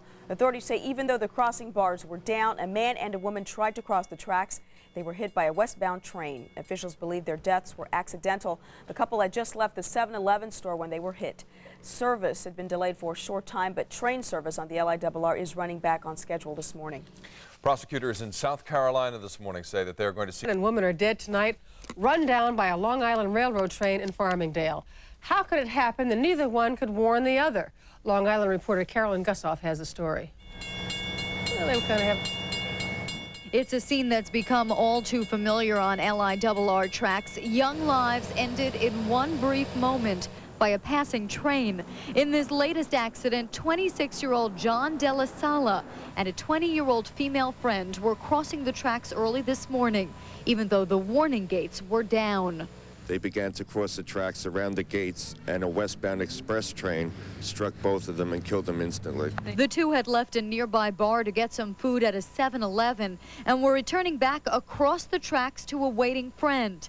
These deaths mark the 2nd and 3rd so far this year on Long Island, and people are starting to wonder if a grid in a busy shopping and residential area should be a thing of the past. They should make it higher up for the people to walk over the street. I'm more apprehensive now because many times the guardrail comes down and I don't run across. Long Island Railroad officials are investigating the accident, trying to determine what went wrong. Well, at this point, the circumstances surrounding the accident are under investigation, and Nassau County Police Department is the lead investigatory agency. The railroad goes to great lengths to try to educate people through public service announcements, flyers, even fences, that there is no safe time to walk on the tracks, but apparently they haven't reached everyone. Carolyn Gussoff, News 4, Long Island. Well, last year, 29 people were killed by trains on the Long Island Railroad. 17 of those were suicides. Another come out of a forced retirement, and that means tickets are a hot commodity. With just 24 home games scheduled for this hockey season, fans lined up at the Nassau Coliseum for a chance to buy those tickets. The NHL lockout cost players and fans just about half of the season. The Islanders began their season against the Florida Panthers at home Saturday night. Ended up in Farmingdale. A young couple was killed as they tried to cross the tracks. Police say one train had just passed, and the couple apparently didn't see a second train coming from the opposite direction. A cab went out of control at Kennedy Airport tonight, and Hicksville, Long Island, a Tennessee boy gets a new arm. The 3-year-old lost his arm after being mauled by dogs. His doctors and parents say the boy is making amazing progress. I mean, he knows he's going to be okay in the first place because he don't worry about himself. He don't think about his wounds. He don't think about his face. He don't think about anything. Trip for a man and woman on Long Island. Police say the 26-year-old John Della Sala and a friend were crossing the railroad tracks in Farmingdale about 2:30 this morning when they were struck and killed by a Long Island Railroad express train. According to police, they were on their way to visit a friend. They had just left a nearby 7-Eleven store when they were hit. Police say the crossing gates were down, the red lights were flashing, but the 2 people apparently tried to get across the tracks anyway. Heidi. Police in Queens... Here, matched wits with Dave, all that and more in a New York Minute. There were long lines inside the Nassau Coliseum. New York Islander tickets went on sale. The season starts next weekend. The Rangers, the Stanley Cup champs, don't have any tickets available. Run down and killed by a Long Island Railroad train early this morning. It happened a half-mile east of the Farmingdale station. The two of them ran across the tracks after a train going east went by. They never saw the train going west. There's a turtle on the endangered species list, and recently Snapper was hurt by a boat propeller, but now he is headed for a special turtle care facility and a new home. Lee Thomas explains. Snapper and his friends were once prominent here on the beaches at the east end of Long Island, but things changed after A prop wound across its lower back. the feisty Kemp's Ridley sea turtle that goes by the name of Snapper received a serious injury in the fall of 1993, and since then Snapper's fate was unsure. But with careful attention from the staff here at the Okinos Ocean Research Foundation in Hamptons Bay, he's ready to shake his flippers with the best of them. And that's important, because there isn't many of them left. Years ago, it used to be hundreds of thousands of animals, and now the last count was between 250 to 300. And the staff here at Okinos is not only responsible for keeping Snapper afloat, they're also responsible for putting him on a flight. We're going to be in the cockpit. Snapper will be harnessed down with tie-down straps. This morning, Raymond Hayes, a pilot with American Airlines and an animal lover, came to pick up Snapper to give him a free ride to his new home in Texas, because this facility is only for treatment.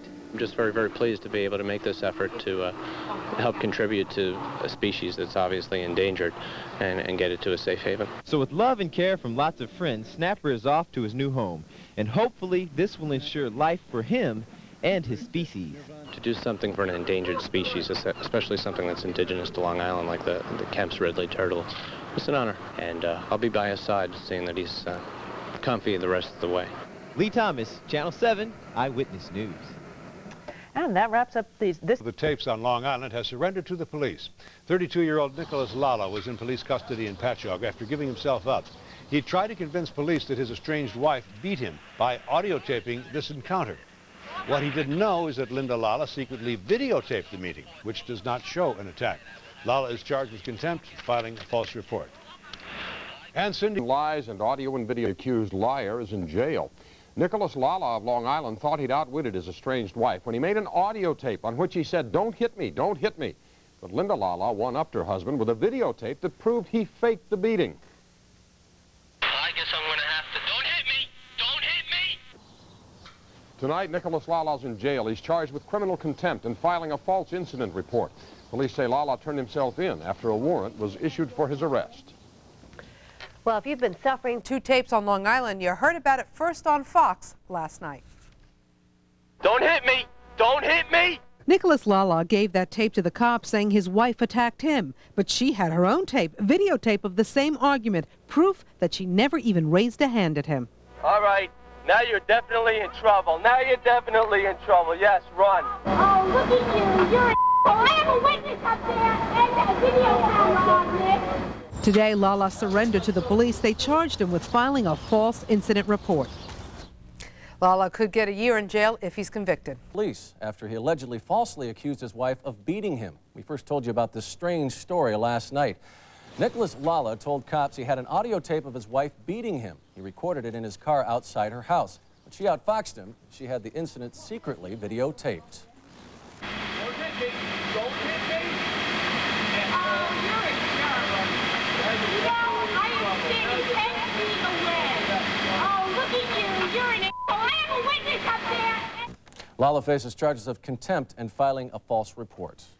Jury selection started today in the trial. Go out to those who suffered the loss of loved ones, injury, or damage. Having shared this experience, we feel a commitment to the people of Kansai and especially the victims in Kobe City. Meanwhile, 24-hour earthquake coverage will now be available direct from Japan on many local cable systems, including Time Warner, Vision Cable, and Cablevision of New Jersey. People who are subscribers of the cable systems can have access free of charge to our programs during this report. And relief efforts to help the earthquake victims have started here at home. In Suffolk County, officials encouraged residents to get involved. Americans have always been compassionate people, volunteering their time and their money to assist those in trouble. And I know that the people of Suffolk County will join together as we help our Japanese neighbors through this very, very difficult time. One do such a thing. Abandon a little dog and her newborn pups on the highway. Well, somebody did it. Taryn Levitt has the story. This is a tale of a dog called Hope. Yesterday, a truck driver going along the Long Island Expressway spotted the dog tied to a tree between exits 37 and 38 in Roslyn. He pulled over, freed the dog, and she led him to a plastic bag.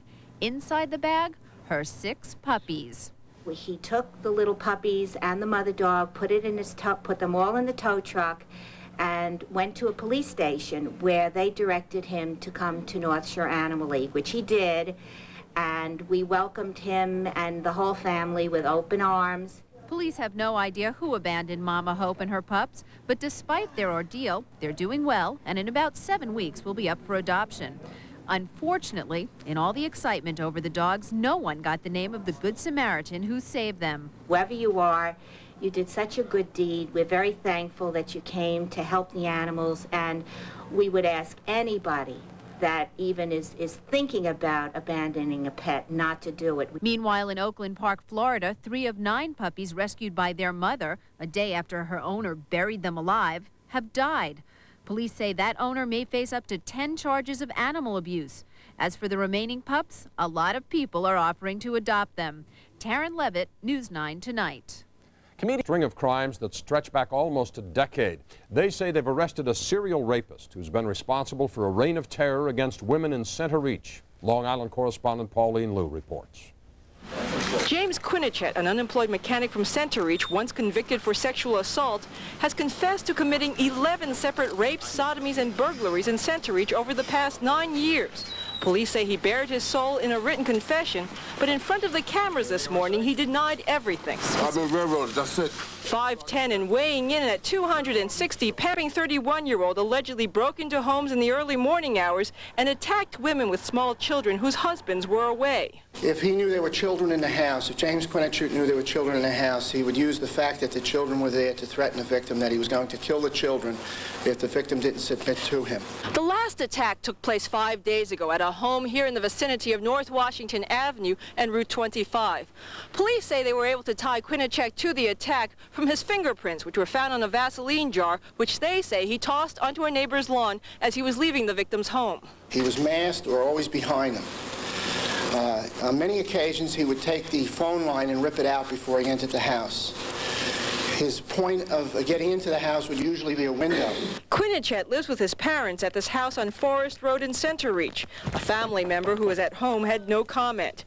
Investigators say all of the attacks took place within walking distance from the Quinichet house. When you have somebody across the street that was accused of this sort of thing, as well as I think similar instances a couple of years ago, it's very disturbing. It makes me feel better. How could it not? Let's hope he stays in jail. Bail for Quinichet has been set at $500,000. He won't be charged with 8 of the crimes from 1986 to 89 because the 5-year statute of limitations has run out. Suffolk County Police believe he also spent some time away from this area. They've begun a nationwide search to find out if James Quinichet can be linked to crimes against women in other parts of the country. On Long Island, Pauline Liu for the Channel 11 News at 10. The search continues tonight. Are conducting a house-to-house search at this hour. They're looking for a bank robber who shot an officer during his getaway. 2 armed robbers entered the NatWest Bank on Whitman Road about noon. An employee dialed 911 and police arrived while the bandits were still inside. A gunfight broke out. 1 officer was shot in the leg. He's in stable condition. The officers fled on foot. 1 was arrested nearby. He had the cash. Police are combing the neighborhood looking for a heavy-set white male in his 30s, about 5 feet 8 inches tall, with short blonde hair, wearing jeans, a tan shirt, and white sneakers. A Long Island high school student has been arrested for allegedly... Chris Morgan is live in nearby Coram with the story. Chris? Well, the rapes began some 10 years ago in 1985, but under the statute of limitations, no charges can be brought on a crime, well, later than 5 years. So police say they're unhappy about that, but they are certainly happy about one thing. As far as the rapes are concerned, they know they have gotten their man. Police say he is James Quinichet, 31 years of age, and a long-time resident of the tiny community of Center Reach, Long Island. He has admitted to the police that he, in fact, committed 11 rapes and sodomies. So we are certain that this is the man who has victimized this particular community here on Long Island Center Reach since 1986. For the past 10 years, police say a lone rapist has been marauding through the tiny community of Center Ridge, breaking into the homes of young women, raping, sodomizing, and brutalizing them, and many times with their young children asleep in the next room. Police say the man has always attacked in the very same manner. He also would rip out the phone line before he entered the house. His point of entry in the homes was a window. He would always leave a door open to exit by. Police say Sunday night the rapist struck again, overpowering a woman in her bedroom. He threatened to kill her 2 young children if she cried out. She didn't. When he left, she called police, who, in searching the area under her bedroom window, made a startling find. A Vaseline bottle was found. On that Vaseline bottle, a fingerprint was developed. It was James Quinichet's fingerprint. That, coupled with the victim's detailed description of the attacker, police say, led them directly to Quinichet. Quinichet's brother, Edwin, and others in the neighborhood say they just can't believe it. Very quiet. I've lived there 16 years. He's been a nice gentleman. But it's a setup. They're doing this. Why? I don't know why. But other residents of this small community could only express relief. I'm glad they finally got him. I'm very relieved because I come home from school every day by myself. James Quinichet, arrested, charged with rape and with burglary and breaking and entering, is being held in $500,000 bail. He's due back in court on Wednesday, the case to go to a grand jury. I'm Chris Borgen, live in Coram, Long Island, Channel 2 News. Thank you. Movie theater on Long Island. The shooting occurred early this morning at the Comac Multiplex Theater. A witness told police he saw 2 men on a stairway, then heard several gunshots and saw one of the men put a handgun into his pocket as the 2 ran down the stairs. The injured guard was taken by helicopter to the State University Hospital in Stony Brook. Not considered life-threatening. There have been no arrests. In Brooklyn, 2 men fired through the glass doors of the Comac Multiplex last night and then took off. A security guard was hit in the leg. Witnesses say they never expected anything like this. I don't really like to be going to the movies and have to be worrying about if I'm going to get shot or not. The gunman escaped in a late 70s black Chevy Monte Carlo. One of the most controversial activity. And moviegoers on Long Island got some real-life drama. 2 men walked into the crowded lobby at the Comac Multiplex Theater just after midnight. They fired shots as moviegoers dove to the ground looking for safety. A security guard was hit in the hand and leg, but they say he's going to be okay. The gunman got away in a black Monte Carlo. And in Israel, a bomb blast shatters the peace. 19 late word coming in tonight. Police busted up a dogfighting ring in Suffolk County, Long Island. They say it was pit bull against pit bull in the basement of a home. Police arrested 7 spectators and the homeowner. The good news, they also managed to rescue 9 of the dogs. Was shot in the hand and leg. Police say patrons hit the floor when the bullets started flying. And 4 more people are recovering from Islip. Their target was a Planned Parenthood office. The Long Island attack took place just before midnight. Suffolk County police say about $2,000 worth of damage to a window was the result. No arrest just yet. And the abortion clinic attack comes on the stadium. In Brooklyn, 2 fire trucks on their way to a fire in Bedford-Stuyvesant collided with each other and another vehicle. 17 people were injured, including 12 firemen. Some of the victims had to be cut out of the wreckage, but fortunately, none of the injuries are life-threatening. The cause is under investigation. Tomorrow, Suffolk County cops say they've broken up a dogfighting ring in the basement of a house in Coram. The raid netted 7 suspects, 8 dogs, and 3 puppies. Police say neighbors tipped them off. A water main break on Broadway caused a few problems to abortion clinics. On Long Island, vandals attacked the Planned Parenthood offices in West Islip. They smashed windows and doors, causing $3,500 in damage. Planned Parenthood said no abortions are performed there. Tomorrow, the man accused of the carjacked murder to jail. Police in Long Island say they've busted a dog-fighting ring being run out of a basement in Coram. 2 battle-scarred pit bulls were led from the house of Carlos Benjamin, who has been charged with violating state laws against dog-fighting. 6 others were also arrested and charged as spectators. In all, 8 dogs and 3 puppies were confiscated from the house. And a follow-up. Tonight, police tell us that 1 man arrested on gun charges is being questioned, but no charges have been filed in connection with the murder. On Long Island tonight, police are looking for the mother of a 5-day-old baby abandoned on the steps of a home. The baby is fine tonight at a hospital in Bayshore. Early this morning, somebody knocked on the front door of the Pittner family home. A short time later, the family got a call from a young woman who told them that there was a baby out on the front steps. Poor little guy. Police officers attended the funeral for City Housing Police Officer Alfred Bosch, who died on duty over the weekend. Officer Bosch was honored with an inspector's funeral at St. Rose of Lima, a Roman Catholic church in Massapequa Park, Long Island. He was 32 years old. He leaves behind a wife and a young son.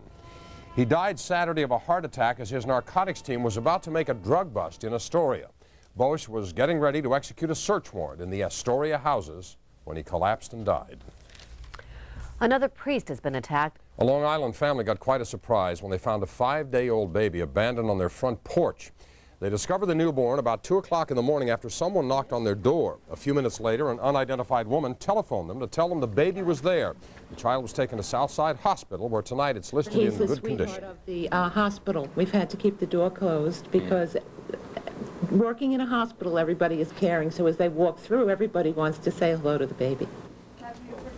Doctors are asking the mother to come forward, and police are asking anyone with information to call them at 1-800-220-TIPS. 1-800-220-TIPS. Katie? A postal worker from Long Island is being charged with hurting his neighbors. Tonight, Suffolk County police are looking for a woman who left her baby boy on a front stoop. The infant is just 5 days old and doing fine at Southside Hospital. Valerie Pittner found the child at about 2 in the morning after someone knocked on the front door, then phoned and said the baby's name was Tyrell. 9 people jumped from a second-floor window to... Fox News. A baby who was abandoned on Long Island is doing okay tonight. A woman left the baby on the doorstep of a home in Bayshore. The woman later called the family to make sure the baby was okay and said his name is Tyrell. Doctors say the boy, who's 4 days old, is, well, a tug-of-war in court. John Penny was arrested at an auto impound yard in Lyndhurst when he allegedly tried to steal back his van. It had been impounded after Penny was stopped for driving while intoxicated. Police say he escaped arrest but then went to the yard with a friend named Francis, to steal it back. They now face many more charges. Well, cities either... Baby girl. Patricia and Ross Graber were on their way to North Shore Hospital when she went into labor. The couple stopped on the shoulder of the Long Island Expressway, and police arrived in the nick of time to help make the delivery. Was I scared? Yeah, I was scared. I was definitely scared. I didn't know what to expect at all, and it's the first time, so... But now I'm not scared anymore. I have a beautiful, healthy baby girl. Oh, indeed. And the Gravers named their newborn daughter Nicole. Doctors say everybody's doing fine tonight. The proud parents later thanked the officers who helped out. Edward Torgeson, Carl Beelhartz, and Kenneth Catalini. They helped bring Nicole into the world, and she'll hear all about it at a later time, I'm sure. So help me God. Congratulations. And 3 cops on Long Island made a special delivery on the LIE. They helped a woman named Patricia Graber have her baby right on the shoulder of the expressway. I was definitely scared. But now I'm not scared anymore. I have a beautiful, healthy baby girl. A deep freeze is setting in, threatening to make matters worse. The roads are a spin-out hazard with slush turning into ice, making driving very dangerous.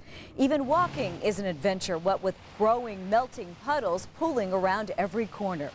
In New Jersey, people tried to shovel away the snow. Sarah, we're along the West Side Highway where traffic appears to be moving along okay, but not so in other places in the area, where today's snow and slush has turned to tonight's icy glaze.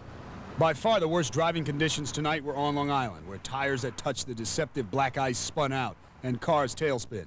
It was an inevitable spillover problem from earlier in the day. But rain drenched parts of the island, flooding this road and leaving plenty of streets to freeze over. Treated for smoke inhalation, no word on what caused the fire. Inhalation, no word on what caused the fire.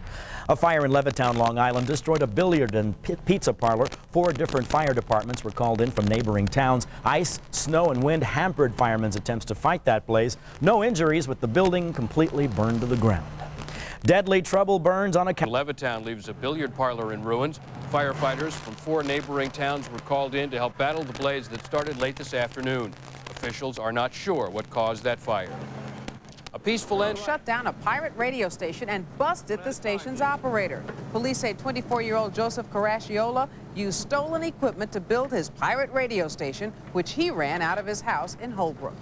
In Britain, a shocking murder on Long Island pulled the plug on a pirate radio station and arrested the man they say ran the show. a gunman opened fire. Videotape, and Suffolk County Police are hoping to catch him in the flesh. The bandit entered the 7-Eleven on Boyle Road in Selden last December, summoned the clerk. He pointed a gun, demanded cash, then ran away on foot. Police ask anyone recognizing the suspect to call 1-800-220-TIPS. That's 1-800-220-TIPS. Still ahead as we continue, we have good news to Island stores. Half the stolen goods, mostly electronics, has been recovered. Investigators say the thieves' method was to steal a tractor, then hook it up to trailers filled with merchandise and make off with them.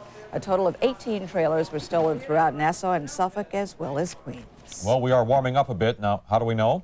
Al says so. Police on Long Island are hoping that you can help solve a case of robbery that was caught on videotape. Cameras at the 7-Eleven on Boyle Road in Suffolk show a customer asking for cigarettes, but then he pulls out a gun. He demands the money from the cash register, then says, "Call the cops and I'll kill you." The suspect is described as 6 feet tall with light-colored eyes and a dark spot on his face. And police in Suffolk County say they have broken a ring of thieves who stole nearly $500,000 worth of merchandise from Caldor. Merchandise worth about $250,000 was discovered at a warehouse in Farmingdale. 2 men and a woman have been charged with receiving stolen property. Police say the trio stole Rivera, who was beaten and stabbed to death in 1990. And a 24-year-old Bayport man was struck and killed by a westbound Long Island Railroad train today. Investigators say he had been walking on the tracks when he was hit. Mayor Giuliani was struck and killed by a train. Police say 24-year-old Richard of Bayport was walking along the tracks just before 11 this morning when he was hit by a westbound Long Island Railroad train. He was about 200 feet from the Oakwood Avenue crossing. That accident remains under investigation. A fire in a Brooklyn home. We just don't have the time. Sorry, but we'll have it for you tomorrow night for sure. Susanna? Okay, John. Well, it looks like a boat scam will be sending one guy up the river. Police say Rocco Panetta sold a woman a boat that wasn't his. The woman in Seaford, Long Island, gave him $16,000 for it. Panetta is charged with grand larceny. The owner of the boat, by the way, didn't even know it was sold right out from under his nose. A thug with a gun burst into a dentist's chocolate at Serendipity. Instead of rice, their friends showered them with whipped cream. For some, the romance never dies. A crowd gathered on Long Island to renew their marriage vows. More than 100 seniors said their I do's all over again. On this day for lovers, this is quite an anniversary. 1,000 seniors on Long Island celebrated a combined 1,000 years of marriage. The happy couples all renewed their vows at the Miller Ridge Inn in Freeport, showing us love still burns strong after all those years. Speaking of celebrating. Sitting at the end of an empty lot on a canal in Seaford is a houseboat called the Placido. Early this year, a local woman was approached by a man who said he was the owner, and he sold her the boat for $16,000.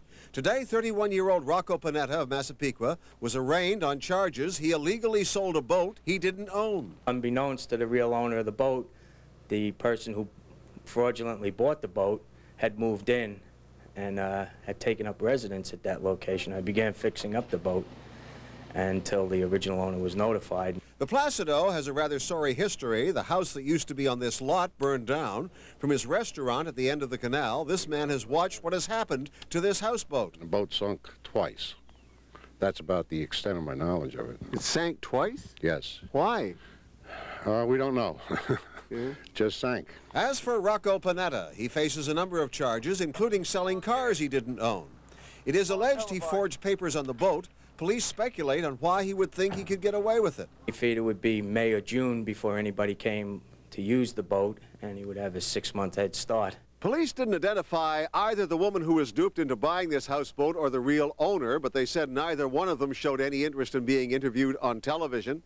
We could understand if there is a certain amount of embarrassment here, because for anyone who's had anything to do with this pleasure craft, it's been anything but a dreamboat. In Seaford, Doug Johnson, Channel 7, Eyewitness News. We come back in a moment. Cops on Long Island say they've stopped a chimney sweep who was cleaning up by scamming his customers. Cops say Dino Masana tricked people into paying for major chimney repairs that were unnecessary. Senior citizens were allegedly the prime target. A houseboat horror story on Long Island. Police say Rocco Panetta sold the boat for $16,000. Just one problem. Cops say it wasn't his. The unsuspecting woman who bought the boat lived there all of January before the real owners found out.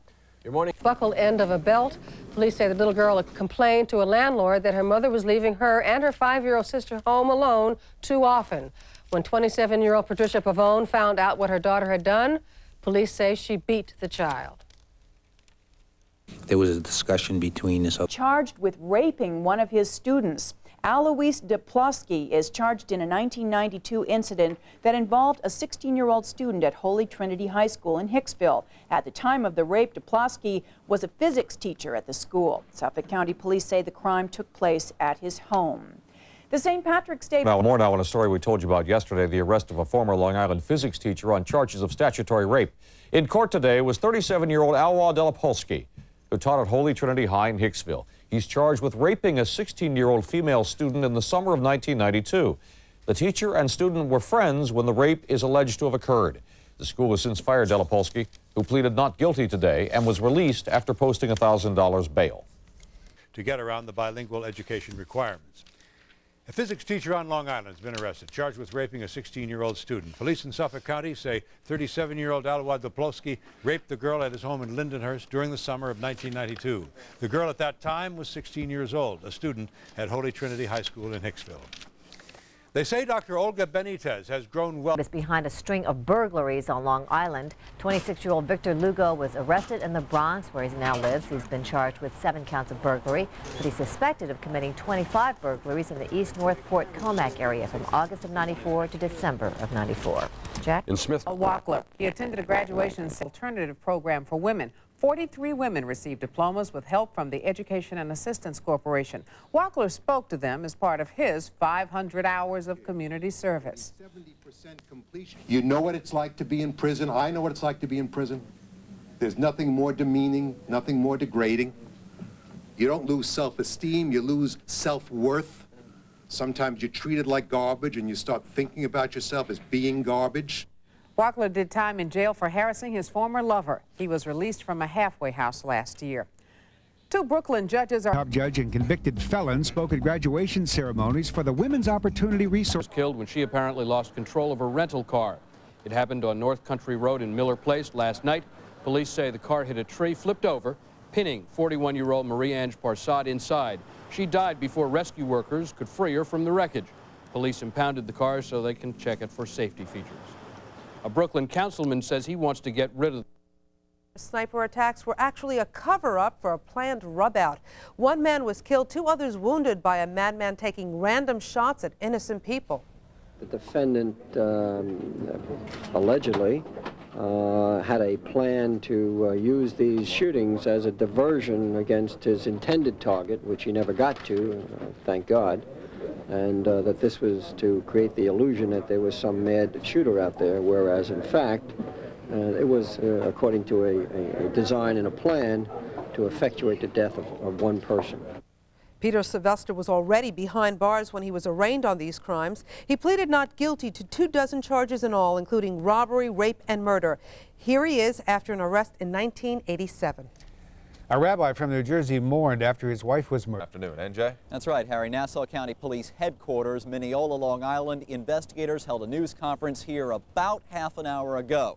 Detectives say a would-be carjacker was scared off late last night after he tried to commandeer the car of a 27-year-old law student. 24-year-old Kevin Beeman is 6 foot 5 inches tall, 345 pounds. He is charged with attempted robbery, attempted kidnapping, and the criminal use of a firearm. Investigators now say he tried to carjack a graduate student outside the law library of Hofstra University. Sergeant Harold O'Leary briefed. An armed man allegedly attacked a female student in a campus parking lot and demanded the keys to her car. When that attack was foiled, the suspect allegedly attempted a second carjacking. Long Island correspondent Pauline Liu reports. We don't feel really the safest, because at night especially, there's nobody around. Hofstra co-eds say they plan to be more alert coming and going from their cars at night after 6 foot 5, 345-pound Kevin Beeman allegedly attempted an armed carjacking on campus. Police say it appears that the 24-year-old Hempstead resident, who is not a student at the school, also attempted a second carjacking right after the first one failed. It all began at 11 o'clock last night in the parking lot behind the University Law Library.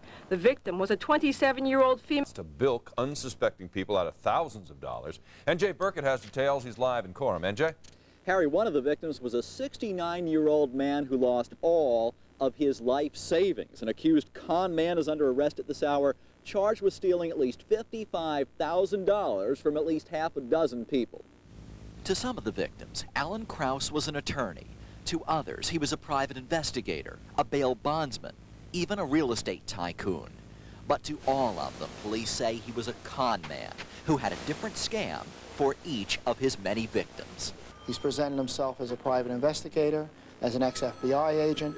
Lieutenant Alan Rosenthal is with the Suffolk County Police. It might be a real estate scam, it might be a bail scam, it could be an investment scam. Mr. Krause undoubtedly was very smooth, very good as a con artist. 6th Squad, Detective Powell. Over the past several hours, detectives in the 6th Police Precinct have taken a number of phone calls from others who believe that they too were victims. Mr. Krause had the ability to know when you were susceptible to give away money or, in some cases, your life savings. So he preyed on people that were easy victims. And sometimes this is just as bad, if not worse, than being robbed in the street because you've put your faith in this person. Detectives say each scam worked a little differently. Charged as an accomplice in at least 2 of the scams is Shirley Goldberg, a 52-year-old woman from Selden, Long Island. Detectives say more charges in this case are expected. Live this afternoon at the 6th Police Precinct in Coram. NJ Burkett, Channel 7 Eyewitness News. Thank you, NJ. To do their dirty work, Long Island correspondent Pauline Liu has the rest. His victims described him as congenial and grandfatherly.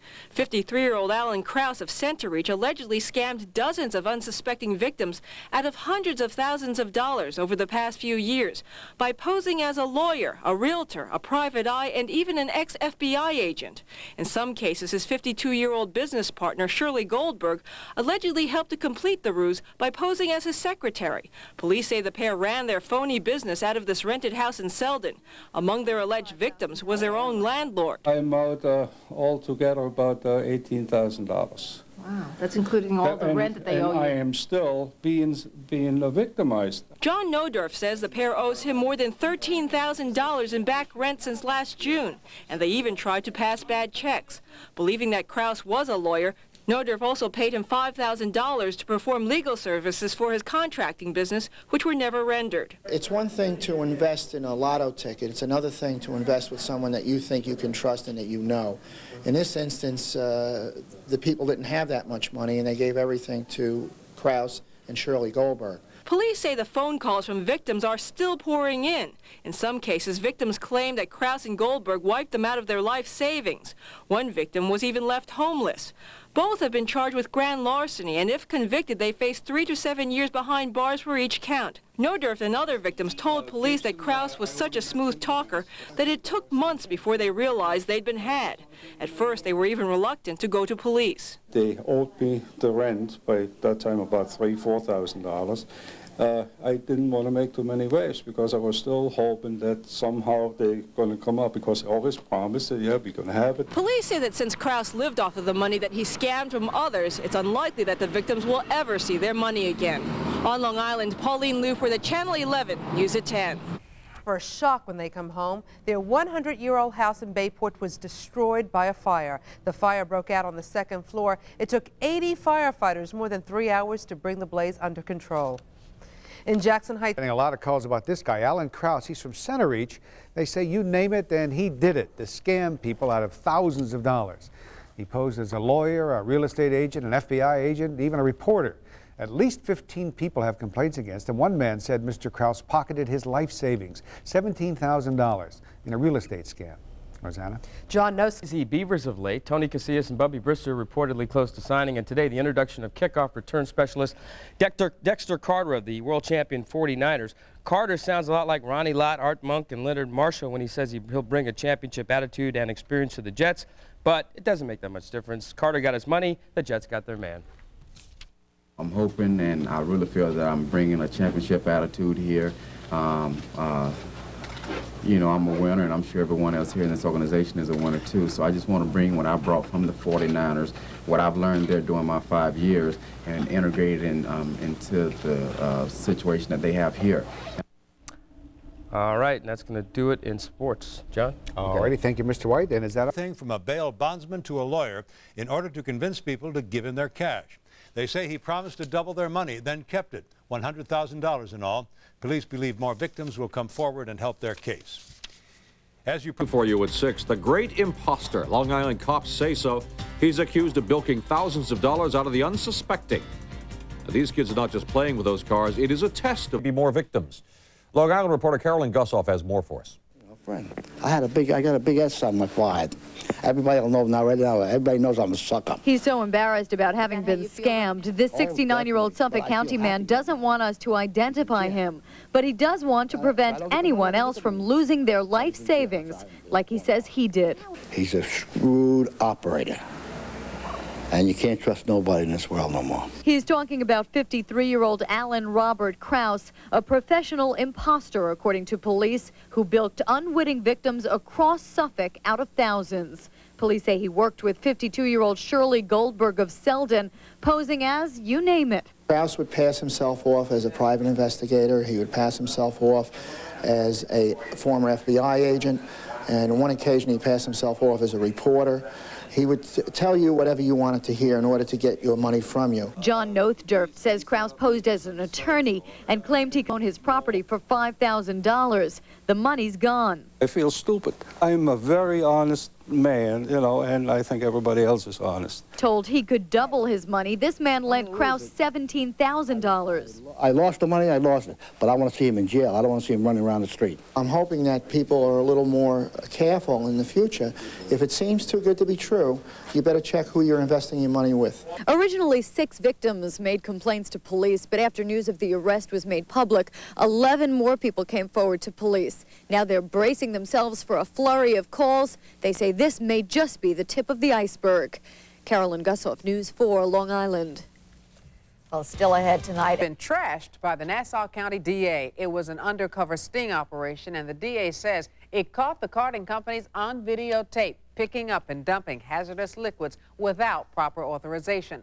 The owners of the companies face a year in jail and a $25,000 fine. A general alarm fire destroyed a Undercover sting operation, illegally dumping hazardous liquid. Authorities say Vincent Ferraro Jr. of Vinnie's Cleanout and Kevin Braun of Kevin Todd Rubbish Removal agreed to remove 55-gallon drums marked with hazardous labels, even though they were unauthorized to do so. Both were caught on tape transporting the waste to unauthorized sites. You see that undercover tape here. One of them was even caught peeling off the hazardous waste labels before spilling the material in a lot. If convicted, each man faces a year in jail and a $25,000 fine. Friends and family of the 16-year-old latest arrest. Arresting a man and his fighting cocks. It's the latest crackdown on some foul play. Fox 5's Mario Bosquez is in Bayshore, Long Island with more. Now, Mario, what's the deal here? Tony, you can definitely call it foul play. Suffolk County Police tell me they've been very busy lately raiding, busting illegal cockfighting rings. This deadly blood sport appears to be on the rise here on Long Island. The most recent raid yesterday, they say they picked up over 100 birds that are allegedly used in this illicit sport. Now, what I'm holding right now, police say, is one of the actual carrying sacks that the suspects use to transport their fighting roosters to these cockfighting operations. Now, Tony, on the top it says in Spanish, Deporte de Caballeros. That translates to the gentleman's sport. But police tell me there's nothing gentlemanly about it.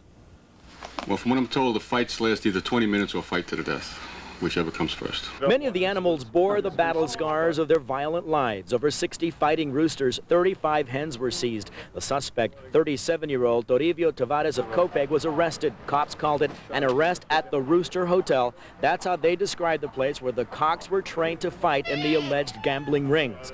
But for these fighting roosters, most of the time there was no chance of ever checking out alive. It's a gambling event, and there's money to be made, and it's, like I say, it's socially acceptable in other countries. Blood sports between cockfighting and dogfighting are exploding in Suffolk County, and the Suffolk County Police Department and the Suffolk County SPCA are actively going out to close these down. Well, police tell me these fights usually take place in people's backyards in hidden arenas, and they say it can be an illegal but lucrative sport.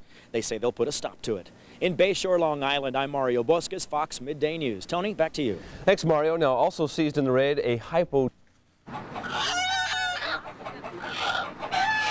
They raided a location in North Amityville. What they found was shocking. 64 fighting cocks and 30 hens. Police say they have arrested a suspect. He's charged with animal fighting and torture. An explosion rocked an oil refiner. Some problems at the pumps. Customers are getting ripped off, and you could be the next victim if you're not careful. Officials say it's kind of a bait and switch. These undercover videotapes allegedly show attendants pumping premium gas instead of the economy grades customers requested. Officials say if drivers don't keep a sharp eye, attendants sometimes give them the expensive stuff. The car works fine on 87 octane and somebody puts in 93. You're not getting any benefit for that.